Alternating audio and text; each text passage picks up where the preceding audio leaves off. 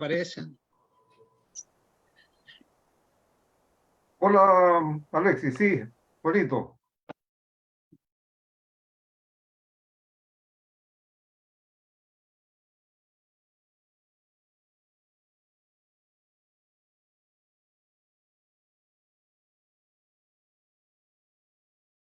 Ya, ¿Cómo se lo viste, Emilio?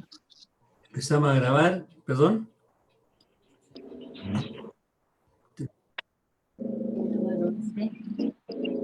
Ya, puede empezar nomás, por favor. Ya. Bueno, buenas tardes, compañeras y compañeros. Buenas tardes, profesor Mario Sobarzo Morales.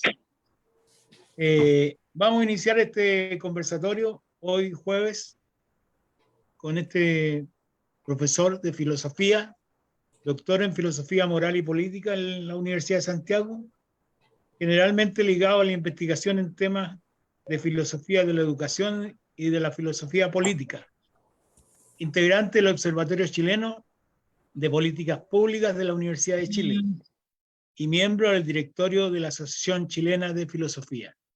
Ese es nuestro invitado de hoy y le agradecemos de sobremanera su disposición para estar con nosotros hoy día. Bueno, decirle a los compañeros que por favor apaguen sus micrófonos para que después que hagamos consultas, opiniones pequeñas respecto a lo que le vamos a pedir al profesor que nos vaya contando. De partida, profesor, como usted conoce, estamos en las puertas de cerrar un nuevo proceso constituyente.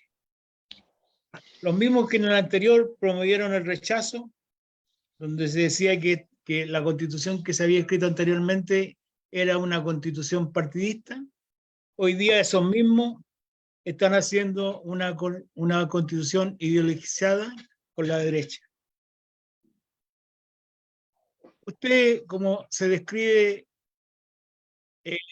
un profesor de filosofía política y moral, nos parece interesante conocer su opinión, su análisis de este tema para partir. Así que lo dejamos, profesor, con su palabra. Bueno, muchas gracias, don Fernando, muchas gracias a don Emilio por la invitación y poder compartir, como les decía, con ustedes algunas reflexiones, porque la verdad es que es difícil hacer reflexiones cuando es que uno se encuentra en el proceso, ¿no? Porque hoy por hoy todo está bastante todavía volátil, es una constitución que no sale aún del diálogo en esta última etapa de conciliación entre las dos patitas que tiene, ¿cierto?, este proceso constitucional nuevo, que comenzó el año pasado cuando viene la derrota justamente de la constitución anterior, y que tiene que ver con la comité de expertos y con lo que es esta mini comisión más pequeña, que, como lo han dicho varias veces, se inspira en el Congreso Nacional, más que en la Cámara de Diputados, es decir, se inspira en el Senado, más que en los diputados, por la cantidad de representantes y por la forma en la que son electos. Por lo tanto, eso ya determina lo que van a ser las condiciones o las posibilidades de desarrollo de lo que es el Comité Constitucional, lo que es el grupo que va a construir la Constitución. Porque sabemos que a nivel de Congreso, en el Senado, tiende a dársele preferencia justamente a las tendencias más conservadoras, a las tendencias más de derecha, por las características de la forma en que se eligen, ¿no? Porque, por ejemplo, Santiago tiene la misma cantidad de senadores y la misma cantidad de convencionales electos que una región como Valparaíso o la región de Concepción. Por lo tanto, tiende a quitarle mucha representatividad, mucho poder político justamente a Santiago, ¿no? Que es el lugar donde se concentra, podríamos decirlo así, la mirada más progresista respecto a la sociedad. Es una cuestión que es más o menos clara. Cuando uno se va alejando y va hacia las zonas más rurales o hacia las zonas de regiones, se tiende a encontrar justamente con una mirada mucho más conservadora en el plano valórico, mucho más conservadora también en términos políticos. De hecho, hay regiones como la región, por ejemplo, de Araucanía, que es una región donde la inmensa mayoría, si no todos, los representantes que son electos, especialmente en el Congreso, son de derecha directamente. Por lo tanto, no podía sorprender el resultado que nos estamos encontrando hoy día, con una constitución que claramente es más de derecha, más neoliberal, más conservadora a nivel valórico, de lo que es la Constitución que tenemos actualmente. Eso es una primera cuestión, ¿no? Como, por la forma en la cual se construyó, hay que decir que la convención anterior era más semejante a la Cámara de Diputados, tenía un número semejante a la Cámara de Diputados, se elegían en base a una representación por cantidad de habitantes más que por la importancia regional. En esta otra no, se le dio más importancia a lo territorial, a lo regional, y por lo tanto la cantidad de habitantes tiende a tener una menor representación, una menor valoración. Entonces, eso ya marca dos énfasis, dos formas de comprender.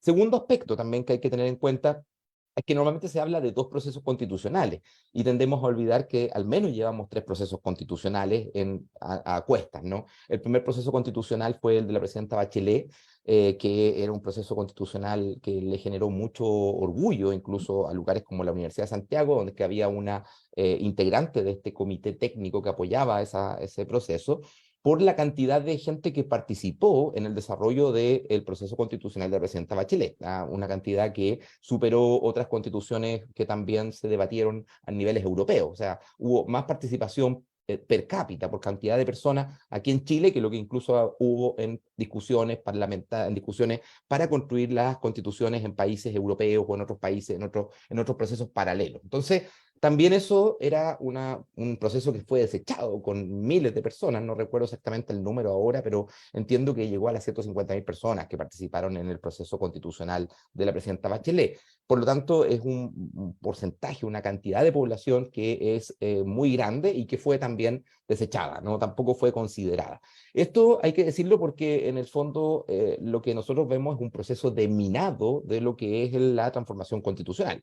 La derecha nunca quiso, nunca ha querido una transformación constitucional. Los más claros en este aspecto son sin duda los republicanos, quienes estuvieron en contra de realizar un segundo, tercer proceso constitucional, el que estamos actualmente, no lo apoyaron ellos. A pesar de eso decidieron llevar representantes, pero ellos no estaban de acuerdo con esto y se encontraron que producto de una serie de circunstancias fueron mayoría, ¿no? Circunstancias que son particulares, no podemos pensar esto que la mayoría de la población se convirtió en ultraderecha, no es eso lo real, pero sí hay problemas materiales que la ultraderecha ha sido capaz de interpretar mejor que lo que son los otros grupos políticos, incluso que la derecha tradicional. El problema de la seguridad, el problema de la migración. Quizás esos dos problemas son los más graves que implican una novedad con respecto a lo que ocurría anteriormente, ante los procesos anteriores o en las instancias anteriores, pero sin duda que la ultraderecha tiene un discurso con respecto a eso. Es un discurso también, hay que decirlo,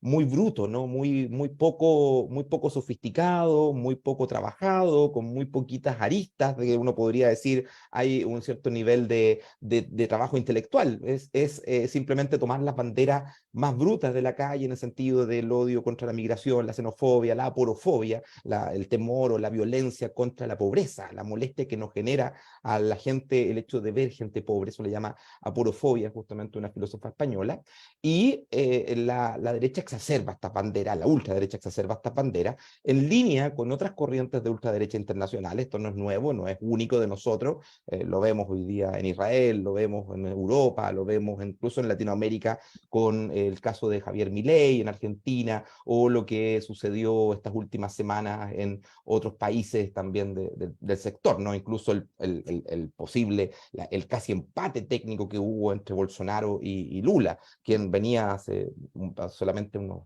15, 20 años atrás, más o menos, que fue la elección anterior, había arrasado, y bueno, en esta ocasión fue casi una llegada fotográfica, en el sentido de que fue muy cercano el porcentaje entre Lula y Bolsonaro, lo que dificultó justamente el nombramiento. Entonces, vemos una tendencia de una ultraderecha internacional que está articulada, esto es muy importante de no olvidarlo, es una ultraderecha que tiene articulación internacional, está unida en torno a una internacional que formó Vox, el partido de ultraderecha español, y que ya ha tenido reuniones en México y ¿cómo se llama? Y en España. Han participado dentro de esto sujetos como justamente José Antonio Kast, de aquí de Chile, Javier Milei de Argentina y otras corrientes de ultraderecha a nivel latinoamericano. Por lo tanto, estamos estamos hablando de una internacional de ultraderecha, no es una cuestión que nos estemos enfrentando simplemente a una derecha nacional. Estamos hablando de banderas que atraviesan las fronteras y que tienen un grado de integración muy poderoso. Pero además, y esto es muy interesante también respecto a esta nueva ultraderecha que surgió,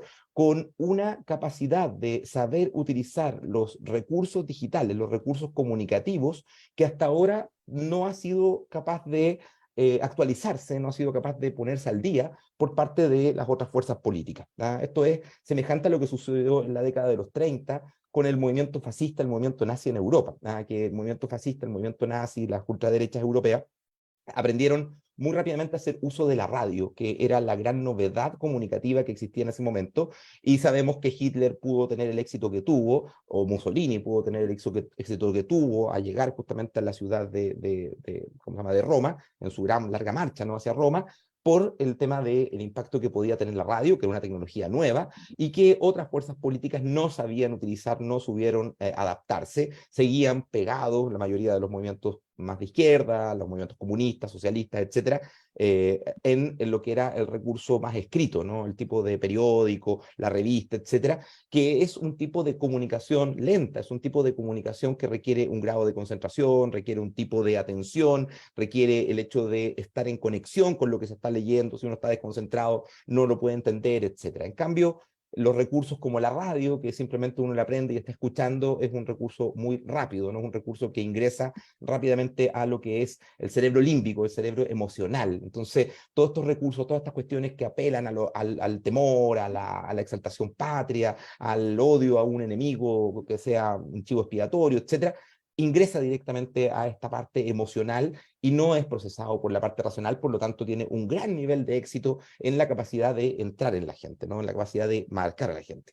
Y hoy día vemos un proceso semejante a lo que fue la radio en la década del 30, con lo que son las nuevas tecnologías digitales, con lo que es el Facebook, con lo que es fundamentalmente hoy día TikTok, ¿no?, que es la nueva tecnología utilizada por la ultraderecha. Sabemos que, por ejemplo, José Antonio Casi, el Partido Republicano, la principal fórmula de comunicación que tienen es justamente TikTok, porque es una red social que es utilizada por jóvenes menores de 30 años, es decir, por fundamentalmente adolescentes y jóvenes de las nuevas generaciones. Por lo tanto, es a ellos a los que llega justamente este mensaje, y por supuesto que a partir de eso también se permea a otras partes de la sociedad, pero es ellos los que se dirige, y por supuesto en un país donde es que hay una amplia cantidad de población de jóvenes, que además, a diferencia de lo que ustedes podían vivir, ¿no?, en la década de los 70, con altos niveles de politización, participación en organizaciones, en la capacidad de organizarse, ¿no?, en conjunto con otros compañeros, compañeras, el tener un vínculo que es diario, que es cotidiano, con dificultades, porque además hay que pensar que esta cuestión,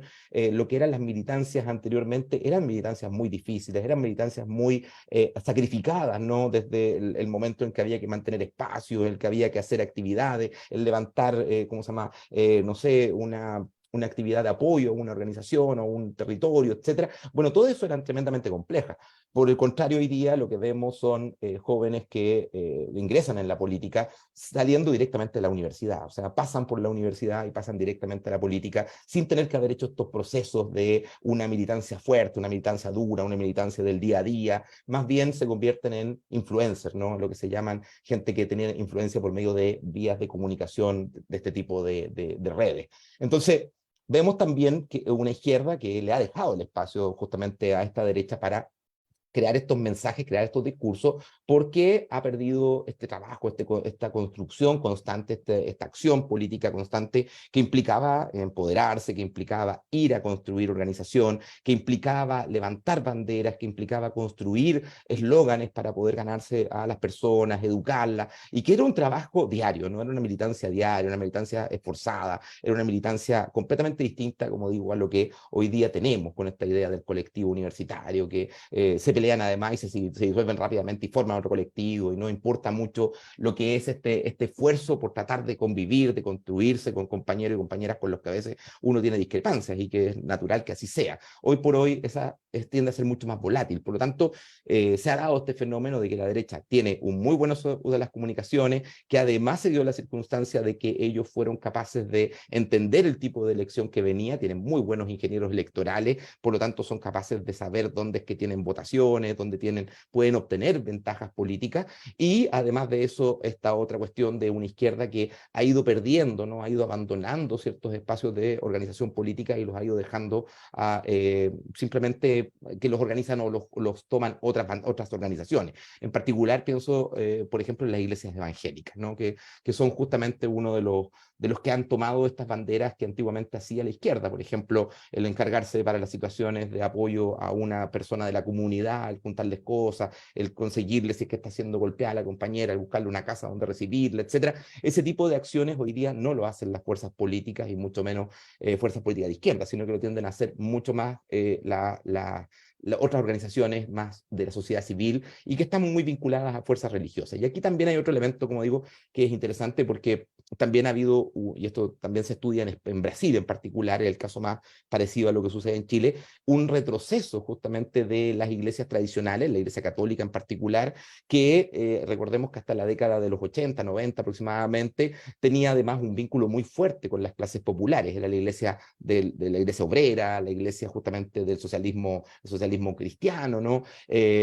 Con banderas de lucha que estaban vinculadas justamente a las calles, a la defensa de los derechos humanos. Y hoy día esa iglesia, sabemos que también por su crisis interna y por el proceso de elitización asociada al envejecimiento de lo que son los sacerdotes y las monjas, que son los que hacen en el fondo el rostro visible, ha significado justamente una pérdida de poder, una pérdida de movilización, y eso ha sido tomado por las iglesias evangélicas, que tienen una mirada mucho más conservadora de la agenda progresista en temas valóricos, y también, por supuesto, están mucho más cercanos a una mirada del orden. Por lo tanto, también esto permea y es una caja de resonancia muy fuerte que hasta este momento no habíamos interpretado. En el caso, como digo, de Brasil, es muy característico, donde es que se ve un triunfo de Bolsonaro es justamente en la unidad con estas iglesias evangélicas, que en Brasil son mucho más fuertes todavía por características propias de la sociedad brasileña, ¿no? Que todo el tema del tipo de población que ellos también tienen.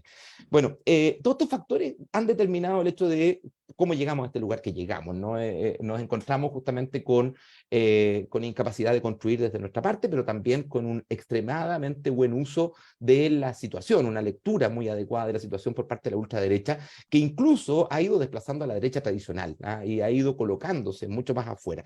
Yo siempre cuento que me tocaba hacer clases en la Católica cuando es que nació el movimiento republicano, se llamaba Movimiento Solidaridad en la Universidad Católica, y fue muy sorprendente para los estudiantes de la Universidad Católica porque el movimiento Solidaridad se separa de lo que eran los gremialistas, que sabemos que es el movimiento que forma después a la UDI, el Partido Independiente de Jaime Guzmán, y estos tipos se separan volviendo justamente a las viejas banderas de Jaime Guzmán, ¿no? La gran propuesta de Kast es decir, volvamos a las viejas banderas que alguna vez levantó Jaime Guzmán, que tienen que ver con el gremialismo, que tienen que ver con la defensa de la familia, la defensa de la vida que está por nacer, o sea, una agenda valórica muy fuerte.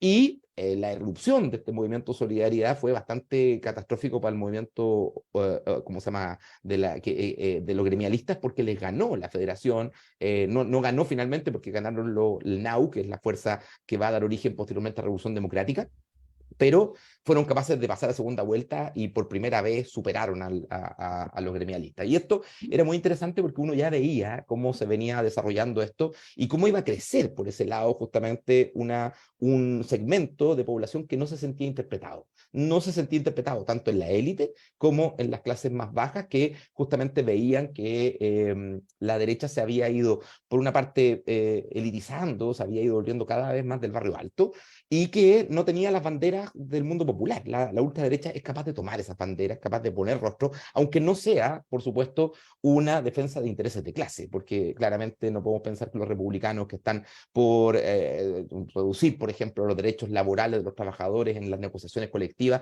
no podemos creer que estén representando intereses de clase, pero sí ponen a alguien, un trabajador, diciendo que está aburrido de que estos políticos lo hagan ir a huelga y que es lo que quiere es trabajar y que quiere producir y quiere llevar riqueza a su casa. Y por supuesto que frente a alguien que aparece con un discurso mucho más racional, mucho más trabajado, un discurso muy directo, muy sencillo, es bastante permeable, ¿no? Ingresa muy fácilmente, se recuerda muy fácil y por supuesto esto hace que la gente pueda creer que esto representan lo que son las fuerzas políticas populares.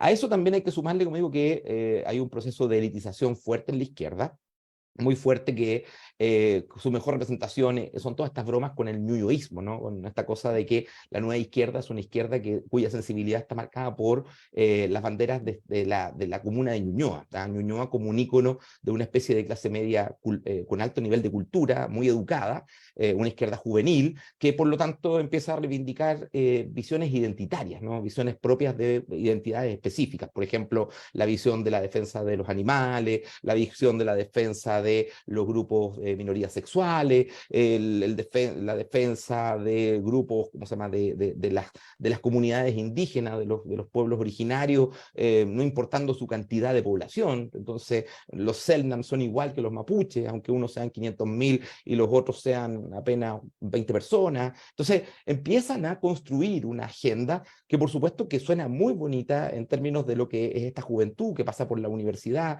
que es una juventud, recordemos que ha habido un cambio muy importante a nivel de la población chilena por la cantidad de personas que han ingresado al sistema de educación superior, con un porcentaje que nunca antes en la historia habíamos tenido, quizás lo habríamos llegado a tener, ese era el proyecto del presidente Salvador Allende del año 76, el alcanzar un grado de masificación de la educación universitaria que era semejante a lo que tenemos nosotros hoy día, con 40% de la población a nivel universitario o educación superior, pero con la diferencia que Jaime Guzmán es muy inteligente, muy hábil, y se da cuenta que no basta simplemente con lo que es el poner la patita del neoliberalismo o el crear una constitución autoritaria que identifique los imaginarios, el ideario de la dictadura, sino que todo esto va a caer, todo esto va a fracasar si es que no es capaz de ganar la lucha ideológica. Y la lucha ideológica la gana justamente con el mundo universitario. ¿Por qué?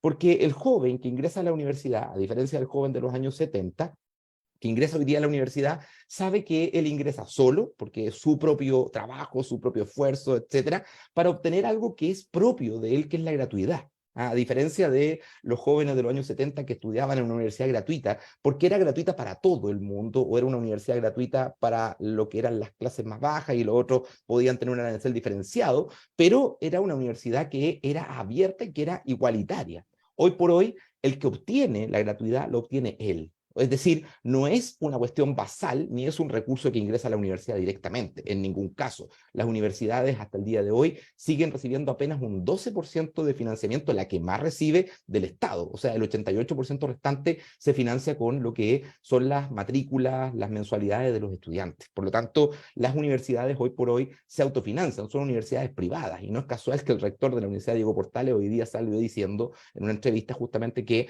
hoy por hoy cuesta mucho diferenciar a una universidad estatal de una universidad privada, porque en el fondo las dos se rigen bajo criterios comerciales, bajo criterios mercantiles.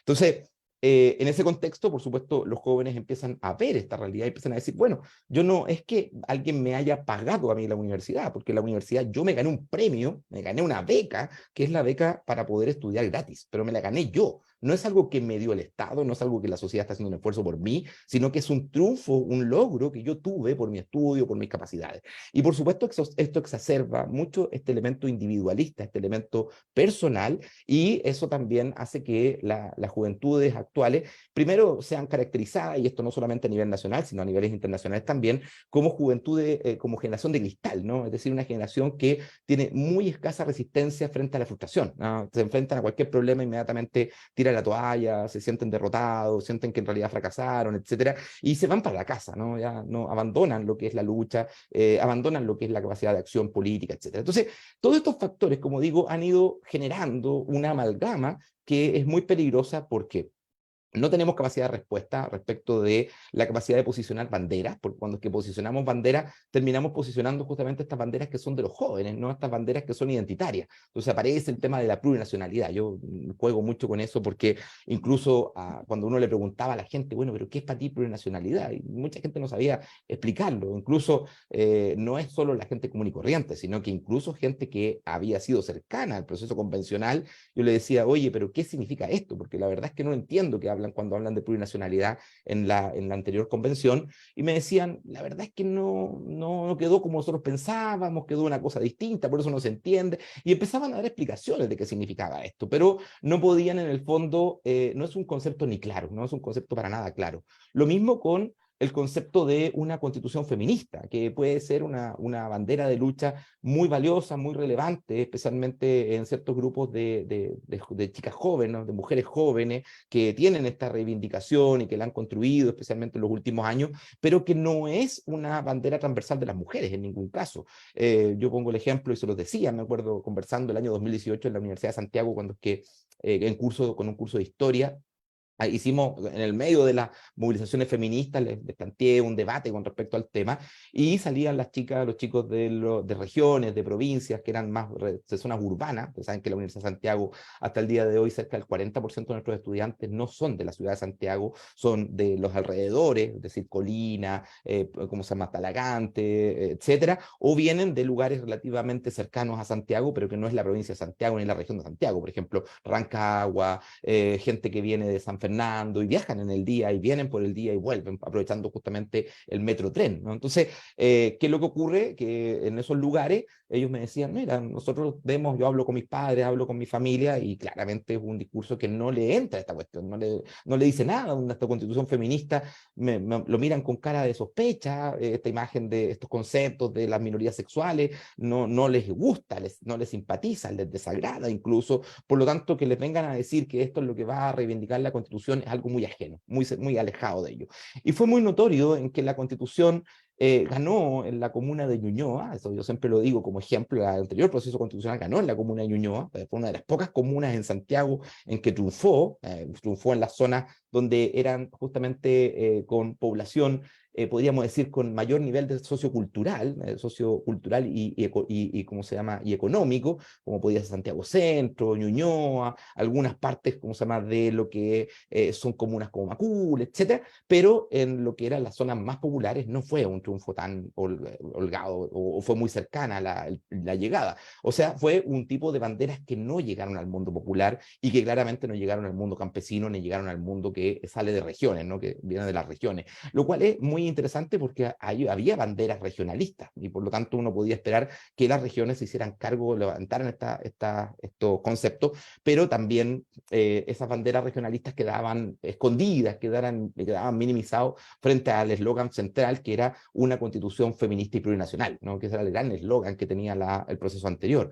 Y como digo, eso no es una bandera aglutinante, no es una bandera que tampoco tenía que ver con lo que había dado origen al proceso constitucional, que era la movilización del 2019, ¿no? Lo que fue el estallido social. Sin estallido social, la clase política no habría aceptado entrar en un proceso constitucional, por ningún motivo, no le interesaba, porque están muy contentos con la constitución que tienen, porque es una constitución que le ha dado justamente estabilidad política a la clase política, o sea, ha configurado un grupo político transversal con vínculos, como siempre señalo, ¿no? Con vínculos de sangre, no solamente vínculos que sean, ¿cómo se llama?, simplemente políticos o vínculos culturales, sino que incluso llegan a matrimonios, a vinculaciones familiares, etcétera, a convivencias en los mismos lugares. Nosotros vemos a la clase política, y en algún momento, por ejemplo, en el gobierno de Sebastián Piñera, más del 90% del gobierno venía de colegios particulares pagados de 4 comunas, ¿no? O sea, eran una clase política tremendamente homogénea, que se había conocido ya en el colegio.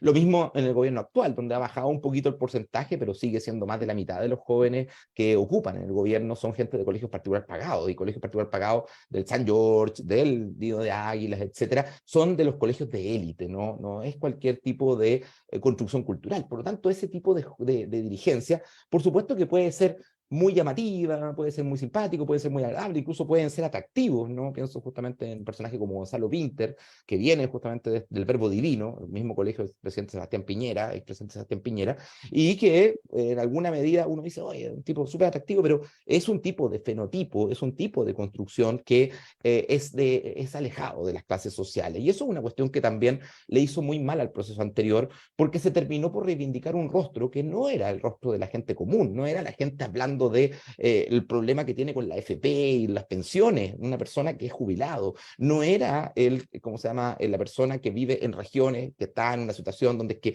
no le llegan los recursos porque se los concentra todo Santiago, sino que era alguien, un técnico, un especialista, que le hablaba a la gente, y por supuesto que aparecía muy alejado por el tipo de lenguaje, por el tipo de mensaje, etcétera, que utilizaba. Por lo tanto, se dio una especie de tormenta perfecta de muchos elementos en común que hicieron que el proceso anterior fuera un fracaso y que desgraciadamente, y esto es mi gran preocupación, yo siento que podría de repetirse justamente en sentido inverso, en el sentido de que esta constitución sí sea aprobada, sí sea aprobada, si es que para contrarrestar lo que la constitución, lo que las banderas de los republicanos van a levantar, las banderas que ellos van a reivindicar, nosotros intentamos reivindicar banderas también que son identitarias, que llegan a pequeños grupos, pero que no logran unificar a la mayoría de la sociedad.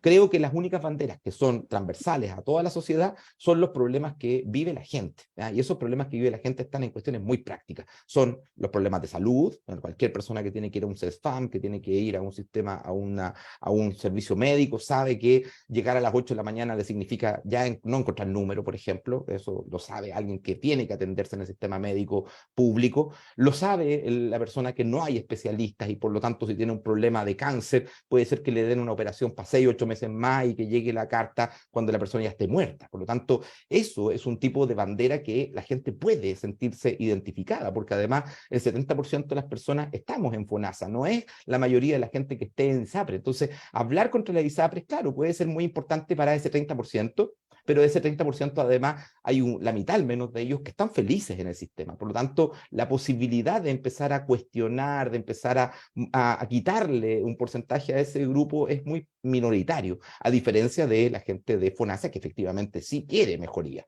Lo mismo con el sistema de lo que sucede con las AFP.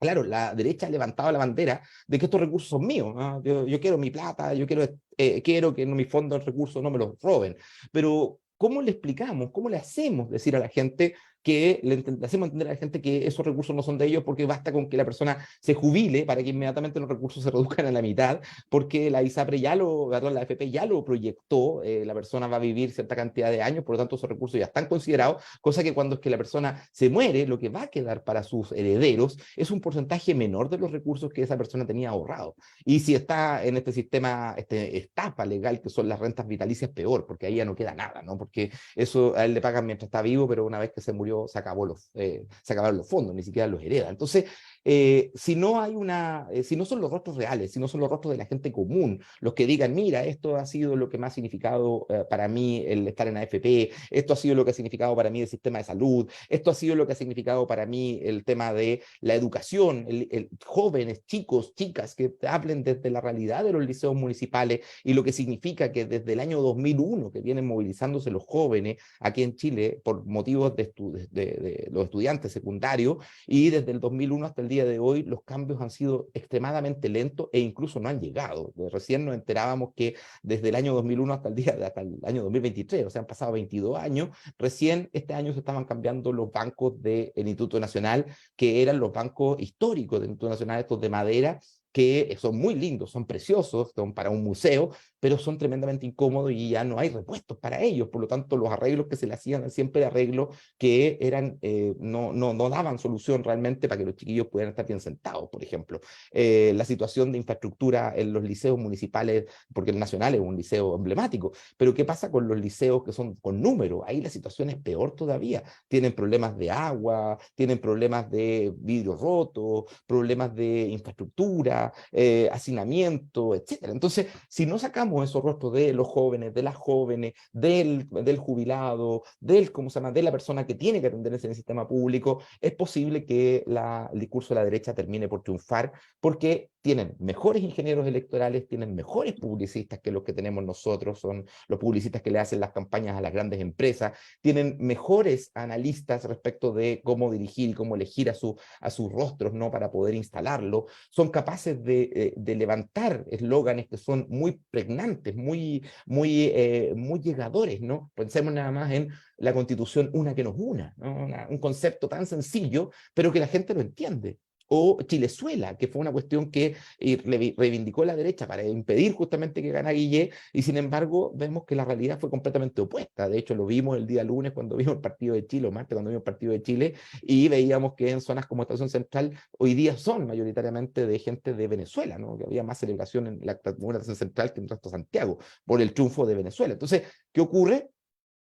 ocurrió exactamente lo que ellos decían que iba a ocurrir si ganaba el candidato opuesto, pero ganó Piñera y Chile se convirtió en lo que ellos decían. Bueno, ¿cómo logramos sacarle partido a eso? ¿Cómo logramos que la gente se dé cuenta que la derecha no va a cumplir sus promesas, que la derecha no va a hacer esto por el bien de la gente, sino que lo que están haciendo es reivindicar a sus, ¿cómo se llama?, torturadores que están presos en Punta Peuco, a sus sistemas de salud, que son los que a ellos les interesa defender y potenciar, a su preocupación por lo que es su vivienda y por lo tanto el reducir justamente las contribuciones para ellos, porque claro, para uno puede ser importante el tener que pagar contribuciones, ¿cómo se llama?, las contribuciones que se pagan en los departamentos en Santiago Centro, por ejemplo, pero no son los millones que pagan las casas en Vitacura. Por lo tanto, claro, para uno puede ser un poco difícil, pero para ellos claramente representa un ahorro, y sabemos bien que los ricos ahorran hasta el peso, ¿no? Son mucho más tacaños incluso que lo que puede ser alguien de clase media o clase baja, que es mucho más dadivoso. El rico es rico porque en alguna medida no gasta un peso si es que no es necesario. Pensemos nada más en el presidente Piñera, que hay muchas anécdotas con respecto a él, de que hasta un peso si se le cae lo recoge, ¿no? Una persona que deje pasar el dinero. Entonces, ¿cómo lograr, ¿no? ¿Cómo hacer que este lenguaje llegue? Creo que la única forma, insisto, es que esta nueva proceso, como digo, hay muchos motivos para entrarle a la Constitución y mostrar que esta Constitución es una Constitución que está contra los intereses materiales de las clases populares, ¿no? Contra los intereses materiales de la mujer pobre, del niño pobre, de las personas mayores pobres. O sea, es una Constitución de clase, una Constitución de clase. Yo creo que si logramos construir ese discurso, tenemos la posibilidad de ganar. Pero si no lo construimos, lo más probable es que la derecha sea capaz efectivamente de permear la sociedad con eslóganes, con rostros que sean muy pregnantes y que logren dar vuelta el proceso, ¿no?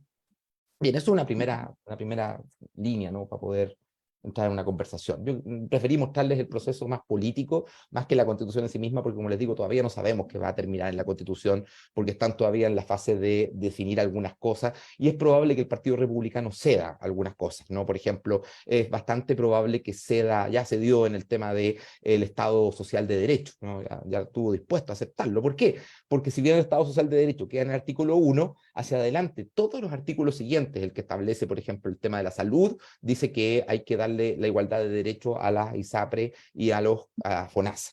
En el tema de la educación, hoy día lo que tenemos es mejor que lo que viene en la nueva Constitución. En temas educativos es terrible, porque en temas educativos se le da preferencia incluso a los padres de elegir el currículum que sus hijos pueden enseñarse en el colegio. O sea, esto que nosotros veíamos hace un par de años, que un profesor en un colegio los querían echar por haberles hecho leer a los estudiantes el libro de Lemebel, ¿no? Tengo miedo torero, lo querían echar por eso. Bueno, hoy día eso sería real, sería posible con la nueva Constitución, porque los padres tienen derecho a que no se les enseñe a sus hijos lo que ellos no quieren que se les enseñe. Entonces, claro, si nosotros vemos lo que viene es una cosa mucho peor que lo que tenemos, mucho peor que lo que tenemos, pero para la gente no es tan claro. Eso es el principal problema. Gracias, profesor. Bueno, ha sido bastante amplia su intervención. Yo creo que tocó varios temas. Compañeros, opiniones, consultas, pequeñas opiniones, sí, pero no. Díganme que quién levante la mano, me dice, prende su micrófono.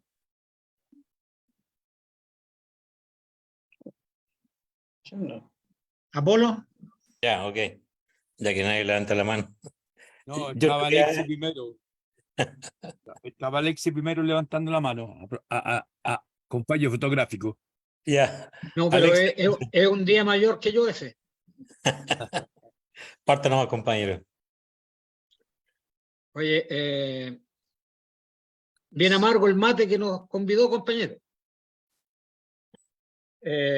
La pregunta que cae de cajón, ¿cómo nosotros los viejos logramos tener un discurso?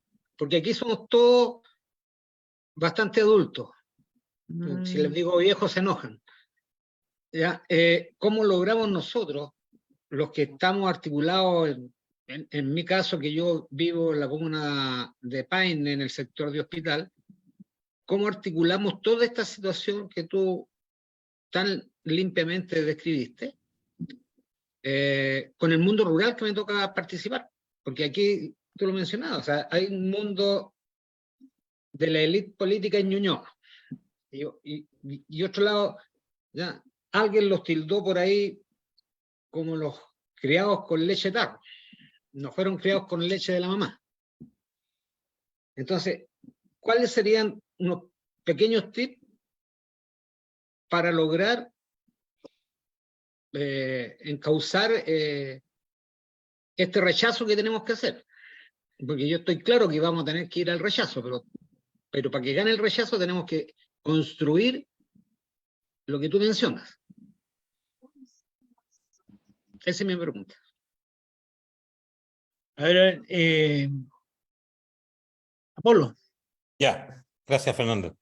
Sí, bueno, también la conclusión que logro rescatar de la exposición tan brillante de nuestro compañero es que hay que cambiar, digamos, nuestro paradigma de lucha.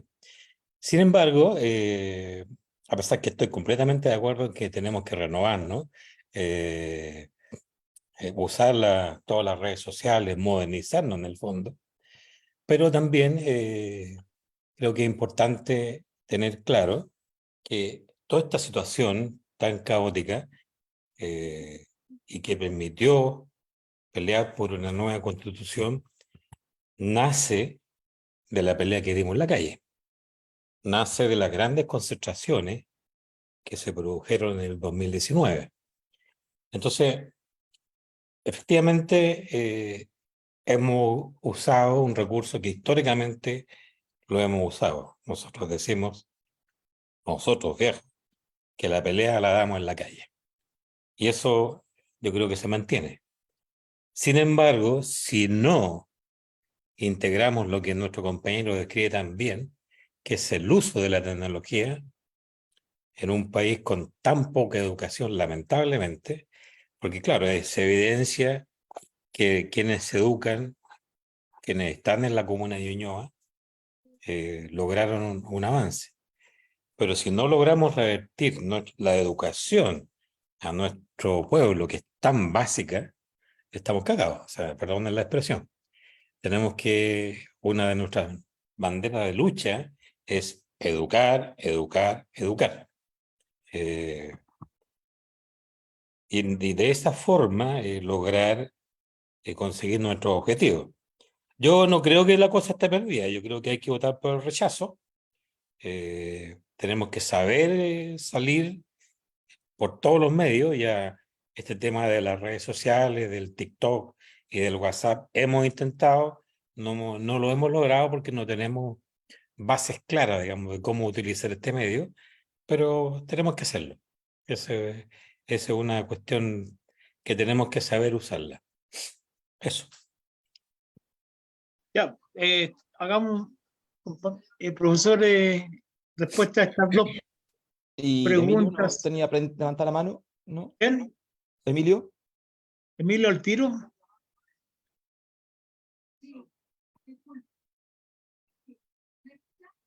No, básicamente un poco tomando lo que decía Apolo, ¿qué crees tú?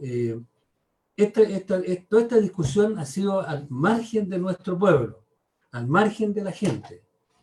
¿Crees tú que hubiera sido algún cambio si hubiera participado la gente? ¿Es posible sentir que haya cambio o estamos absolutamente copados? Ya, voy a intentar desarrollar las tres cosas. A ver, lo primero, claro, yo tampoco creo que esto esté perdido, no, en ningún caso es es un llamado al pesimismo, o si fuera pesimismo, es un pesimismo de la mente, pero una voluntad del corazón, ¿no? Ahí no podemos perder esa voluntad del corazón, porque muchas veces en la historia nos hemos encontrado en situaciones de desventaja. La derecha nos sacaba ventaja en los años 60, 50, tenía ya estas capacidades de construir discurso y todo, ¿no? No es una cosa nueva tampoco que nos estemos enfrentando. La derecha sabe muy bien y tiene muchos especialistas, porque los forma también a nivel para hacer eso, ¿no? Para mantener su poder. Por lo tanto, no es que estemos tampoco en una situación que sea desesperada, porque siempre hemos estado defendiéndonos para poder construir, ¿no? Y yo, bueno, a partir de eso me quiero recordar, ¿no? Que hace un par de semanas atrás, el 29 de agosto, con motivo del aniversario justamente de lo que fueron la detención de los marinos antigolpistas, ¿no? Allá en Valparaíso y en Talcahuano, justamente en la editorial Quimantú, donde yo participo, en la segunda editorial Quimantú, no es la histórica, sino que es una renovación de la editorial Quimantú, de donde estaban esos afiches que el compañero tenía atrás, ¿no? Que hemos sacado justamente de la Unidad Popular, por ejemplo. Presentábamos el libro y conversábamos con los compañeros de marinos antigolpistas que también tenían esta misma preocupación que ustedes señalan, ¿no? Bueno, pero ¿por qué pasa? ¿Qué está ocurriendo? Sin embargo, ahí se dio una cuestión muy bonita porque los que organizaban la actividad, se hizo en Valparaíso, eran jóvenes, jóvenes que hoy día son dirigentes sindicales, jóvenes que hoy día son dirigentes ¿cómo se llama?, de organizaciones territoriales, que están metidos en escuelas populares, etc. O sea, no es que toda la juventud esté metida en las redes sociales, toda la juventud está alienada, ¿no? Eso no es verdad, ¿no? No podemos tampoco creer eso. Hay muchos jóvenes que están ahí haciendo cosas y que siguen y que hacen esfuerzo y que se enfrentan contra lo que es el narco en su población, etcétera, y que es una forma de supervivencia. Yo creo que una de las cuestiones que es característica justamente de por qué uno se mete, ¿no?, a temáticas políticas, o por qué decide meterse en el mundo tan difícil de la política, que tiene tantos sinsabores, tantas cosas difíciles, como puede ser el hecho de terminar incluso muerto, ¿no?, que es el caso más extremo, pero nunca es descartable con esta derecha chilena. Es una cuestión que tiene que ver con que es una necesidad de supervivencia, una necesidad, ¿no? Una necesidad de mejorar la población, de mejorar el barrio, de mejorar lo que es las condiciones de la universidad, etcétera. Y que es el problema que hemos tenido. También hay un fracaso aquí de las propias instituciones que se dicen progresistas, de izquierda u otra. Por ejemplo, la Universidad de Santiago lleva 23 años desde que terminó la dictadura, y hasta el día de hoy sigue gobernando el decreto ley 149, que es el que dejó instalado Pinochet y que le da un poder casi omnímodo, casi total, al rector, a los decanos y a los directores de departamento. Entonces, ¿qué ocurre? Tenemos una generación completa de jóvenes, no más, una generación, 4 generaciones completas de jóvenes que han pasado por la universidad y nunca han podido participar en la elección de sus autoridades, nunca han hecho ejercicio democrático. Lo máximo de ejercicio democrático que tienen es elegir la federación, al punto que las federaciones terminan siendo comparsas de las instituciones, terminan sirviendo para que cuando es que haya un acto donde es que viene el presidente, aparezca el presidente de la federación también, y parezca que estamos todos juntos, pero en la práctica las federaciones terminan preocupadas de tener que conseguirle a los chiquillos almuerzos veganos, ¿no? Porque una de las grandes preocupaciones es que muchos no comen carne, entonces la federación se convierte en gestor de la alimentación de los cabros, cuando que esa no debiera ser la principal función de una federación. Y yo creo que ahí donde es que está el primer punto, ¿no? Creo que hoy por hoy, efectivamente, tenemos que ir por el rechazo, pero no basta con el puro rechazo. No es suficiente con decir, no, yo estoy en contra de la Constitución, sino que tiene que haber un horizonte a largo plazo. Y eso es lo que yo creo que en algún momento, el 2019, se venía construyendo. Teníamos el movimiento No Más AFP, teníamos el movimiento por los derechos del agua, el MATS, el movimiento ¿cómo se llama?, por el agua y el territorio. Teníamos movimientos que estaban en las zonas pobladoras, teníamos una cantidad de organizaciones que venían levantando una agenda, venían levantando unas banderas, que por una cuestión circunstancial, porque desgraciadamente la convención anterior fue una convención que era de centro-izquierda hacia la izquierda, efectivamente, era mayoritariamente de centro-izquierda hacia la izquierda. Entonces, ¿qué ocurrió? Las banderas estas, que eran las que habían construido, habían levantado un discurso, tuvieron que morigerarse para poder acceder a la Constitución, para poder aceptar que las fuerzas más moderadas dentro de la centroizquierda aceptaran incorporar ciertas cuestiones al interior de la Constitución. Pongo un ejemplo: los derechos de agua. Los derechos de agua, con la Convención Constitucional anterior, se redistribuían, se volvían a redistribuir en 40 años más. O sea, había que esperar 40 años para que los derechos de agua volvieran a la gente, volvieran a la gente común y corriente, pudiera efectivamente estar por sobre el derecho del agua para la sobrevivencia, para alimentar, para vivir, por sobre los derechos para cultivar, ¿no? Por sobre lo que es el agrocultivo. Bueno, claro, si a uno le dice, oye, ¿sabes qué? Efectivamente estás con problemas de agua, por ejemplo, tienes situaciones de una crisis que no te alcanza, tienes que llevarte un camión, aljibe para poder rellenarte, y esto te alcanza para 2 semanas, etcétera. Pero de pronto le decimos, ya, la solución te va a llegar en 40 años más. Claro, a nadie lo conmueve eso, ¿no? Nadie va a decir, oye, sí, que estoy feliz con la constitución nueva, que en 40 años más va a dar derecho.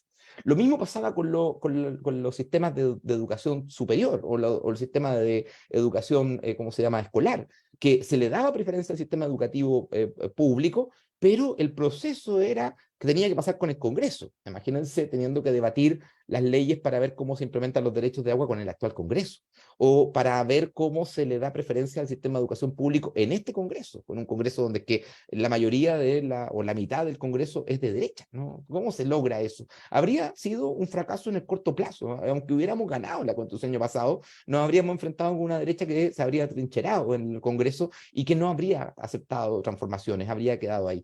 Entonces, claro, uno podía haber apostado por pasarse, ¿no? Por pasarse 3 pueblos y hacer una constitución que fuera directamente de izquierda, y aunque hubiéramos perdido, hubiera sido una derrota con banderas propias. El problema es que terminamos perdiendo con banderas que no eran ni siquiera las nuestras, porque terminamos construyendo un montón de discursos que eran para que este pequeño grupo, para este otro, para que los demás allá nos aceptaran, etcétera, y hicimos una especie de Frankenstein pegado con pedacitos de deseos, de búsquedas de cosas de diferentes grupos, y no había algo que los amalgamara, algo que los uniera. Por eso digo que los derechos sociales, lo que eran los derechos sociales, lo que era la educación, lo que era la salud, lo que es la vivienda, es una cuestión que es transversal a la sociedad. Y también aquí, bueno, se habían puesto muy creativos nuestros convencionales anteriores porque, por ejemplo, históricamente, y esto es de los gobiernos radicales en adelante, se construyó el discurso de el sueño de la casa propia, ¿no? Todo el mundo, de las clases más bajas, en la época de la Unidad Popular, era el sueño de la casa propia. Estaba dentro de las medidas, justamente el presidente Salvador Allende, las 40 medidas. Era una cuestión que era propia de nuestra identidad. Bueno, ¿qué fue lo que convirtieron? En vez de hablar de la casa propia, del derecho a la casa propia, del derecho a la vivienda, a la familia, se construyó el discurso de que había que tener derecho a la vivienda. Con lo cual, podía ocurrir esto que está sucediendo hoy día, pero desde el punto de vista del Estado, de estos edificios que se llaman home office, ¿no? Que son edificios donde es que una constructora construye un edificio completo, una inmobiliaria, y no los vende los departamentos, sino que los arrienda. Se podía dar la situación de que el Estado le arrendara departamentos a las personas y se garantizara el derecho a la vivienda, sin que fuera casa propia. Entonces, claro, si uno llegaba con ese discurso, la gente te miraba con cara de, oye, pero ¿por qué? Si aquí el viejo discurso, lo que nosotros queremos es nuestra casa. Entonces, claro, después entró la derecha y dijo, no, te van a quitar la casa. Porque la Constitución no decía directamente lo que habían sido las viejas banderas que habíamos levantado durante 70 años las izquierdas latinoamericanas, la izquierda chilena. Lo mismo con la universidad. Nosotros históricamente levantamos la idea de la universidad para el pueblo, la universidad para las clases populares. ¿Por qué teníamos que llegar con estas ideas de gratuidad y conceptos amalgamados, así como que en realidad como que tratan de ser simpáticos para las nuevas épocas, cuando es que tenemos una raigambre, tenemos una construcción histórica que es orgullo y que los jóvenes también se sienten orgullosos? Bueno, lo digo por estos afiches de la Unidad Popular. A uno le sorprende mucho cuando es que va a ferias, nosotros vamos a feria con la editorial Quimantú, llevamos todos afiches y los jóvenes lo compran, ¿no? Los jóvenes sienten que esa es su bandera, sienten que la Unidad Popular les dice algo a ellos. Y resulta que nosotros de pronto decimos, no, la Unidad Popular es una cuestión que ya fue superada, ya no, las viejas banderas de la Unidad Popular estaremos en otra, ¿no? Somos un país distinto. Mentira, no somos un país distinto. Las situaciones de pobreza se han renovado, han cambiado, pero la pobreza sigue siendo una pobreza que es paupérrima y que puertas adentro, por ejemplo, la gente de la tercera edad, la vive muy terrible, porque la vive en soledad, porque la vive en una situación de abandono muchas veces, etcétera. Entonces, ¿de qué hablamos cuando decimos que no, que las nuevas formas de pobreza no son las mismas? No, no es cierto. Las viejas formas de pobreza le hemos puesto cosas, le hemos agregado la tarjeta de crédito, por lo tanto, alguien puede comprar cosas, pero la forma de llegar a fin de mes sigue siendo terrible, ¿no? Hoy día en Chile, ustedes saben que la tasa de endeudamiento de las familias chilenas supera en 200% el Producto Interno Bruto. O sea, tendríamos que trabajar 2 años seguidos sin ganar ni un peso y entregándoselo a los bancos para poder pagar nuestras deudas. La sociedad chilena, porque la gente está endeudada. Entonces, claro, no se nota la pobreza. ¿Por qué? Porque como hay posibilidad de endeudarse y la gente se endeuda para pagar la deuda que está pagando, para así poder seguir bicicleteando con el sueldo. Entonces, tampoco hemos sido capaces de observar estas nuevas fórmulas de control que ha creado justamente el neoliberalismo en Chile. Como digo, el sistema de control de las universidades privadas, el tema de la deuda individual, el éxito individual, son banderas que son muy reales y frente a eso nosotros tenemos nuestra regambre histórica, pero no somos capaces de hacernos cargo de ella. Por lo tanto, yo creo que si nosotros nos planteamos, no es solamente rechazar la Constitución, sino que proponer un horizonte de futuro, ¿ah? Decirle a la gente, mira, nosotros lo que pensamos es que de aquí a un tiempo tenemos que rehacer, por ejemplo, una reforma agraria. ¿Por qué? Porque hoy por hoy lo que tenemos es una agroindustria que es terrible porque, primero, seca la napa subterránea. Segundo, contamina, porque no le importa utilizar, ¿cómo se llama?, sistemas que son tóxicos. Y contamina zonas que están cercanas, donde vive gente. Además, hemos, ¿cómo se llama?, abandonado justamente el campo y hoy día la gente que queda en los campos ya no son jóvenes. Por lo tanto, tenemos que devolverle, a propósito de lo que preguntaba el compañero, ¿no? Si cómo le hablamos a los jóvenes. Bueno, tenemos que reencantarlos con la vida rural. Tenemos que decirle que hay una perspectiva. Y yo creo que hay muchos jóvenes que se dan cuenta de que esta vida que llevamos en la ciudad es una vida que es terrible, ¿no? Especialmente en Santiago, donde es que las personas que viven en las zonas más extremas de la ciudad tienen que viajar 2 horas para llegar a su trabajo. Tienen que viajar en situaciones tremendamente malas, ¿no? Muy contradictorias. Y para la gente que vive en las zonas rurales, el costo de vida es altísimo, ¿no? Pienso, por ejemplo, en tener que viajar desde un pueblito rural, por ejemplo, o una zona rural, a hacerse un examen a Talca, ¿no? Yo soy de Talca. Eso significa un pasaje de 2.000, 2.500 pesos de ida y otros 2.500 pesos de vuelta. Entonces, estamos hablando de una persona que se gasta 4.000, 5.000 pesos para ir al hospital. Entonces, claro, tampoco ahí hay cuestiones que son reales, que son materiales, y que nosotros no estamos llegando, porque justamente el imaginario, la sensibilidad que triunfa, es la sensibilidad más juvenil, que es comprensible, porque son los que en el fondo tienen que tomar la posta, pero esa sensibilidad juvenil quiso en algún momento borrar con el codo esta historia, no quiso hacerse cargo de decir, no, son banderas antiguas, hagámoslas nuevas, las nuestras. Y claro, uno se encuentra con que hoy por hoy, por ejemplo, yo lo veo mucho, nosotros trabajamos en el OPECH trabajamos con la ACES, y hemos visto la ACES desde el año 2001 hasta el día de hoy, una ACES que irrumpe con cuestiones que son muy creativas, como por ejemplo esto de que la asamblea es la que decide y no hay representantes, sino que el vocero tiene que volver con la propuesta que se le hace, entregarla a la asamblea, a la base, y la base vuelve a decidir, y ahí el representante recién puede decir, sí, aceptamos o rechazamos, ¿no?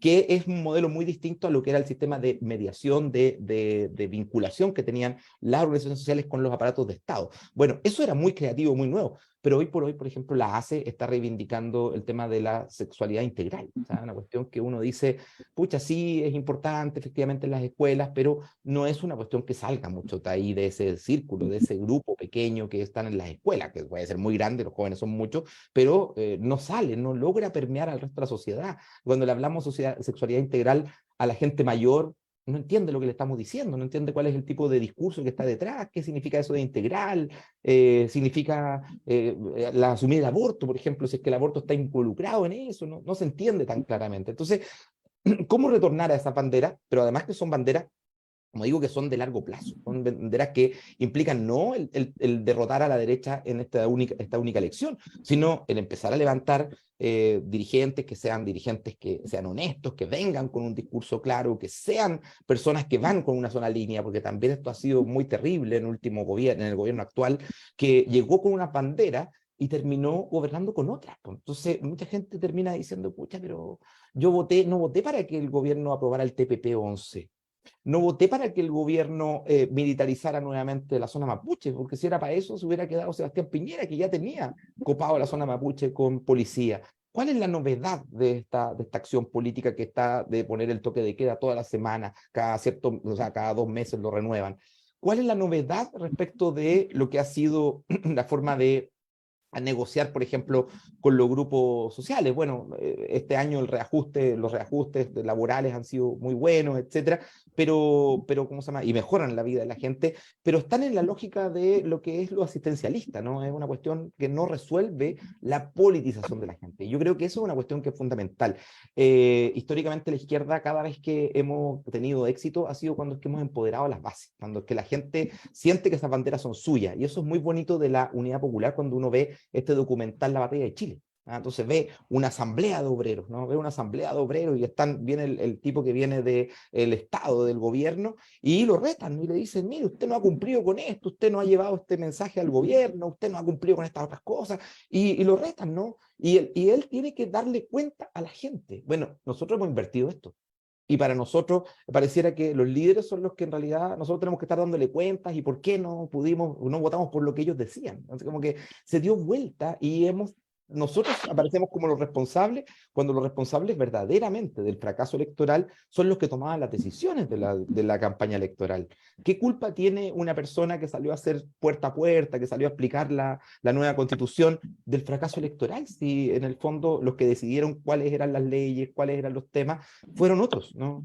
Y especialmente en la convención era muy claro. Una convención que se obnubiló con el adjetivo. O sea, empezó a colocarle cada vez más adjetivos a las cosas, cuando uno podría haber hecho una constitución que fuera muy sencilla. El derecho al agua es un derecho fundamental y que está por sobre todo lo demás. Listo, no tenías que ponerle que en realidad un segundo artículo que explicara cómo si eso es motivo de ley, con que uno haga una constitución sencilla, con enunciados claros, con enunciados directos para la gente, hubiera tenido mucho más posibilidades de llegar. ¿Por qué? Porque cuando es que aparecen estos discursos que son ajenos a la tradición, que son nuevos y que además utilizan un lenguaje que no es claro, la gente no lo entiende.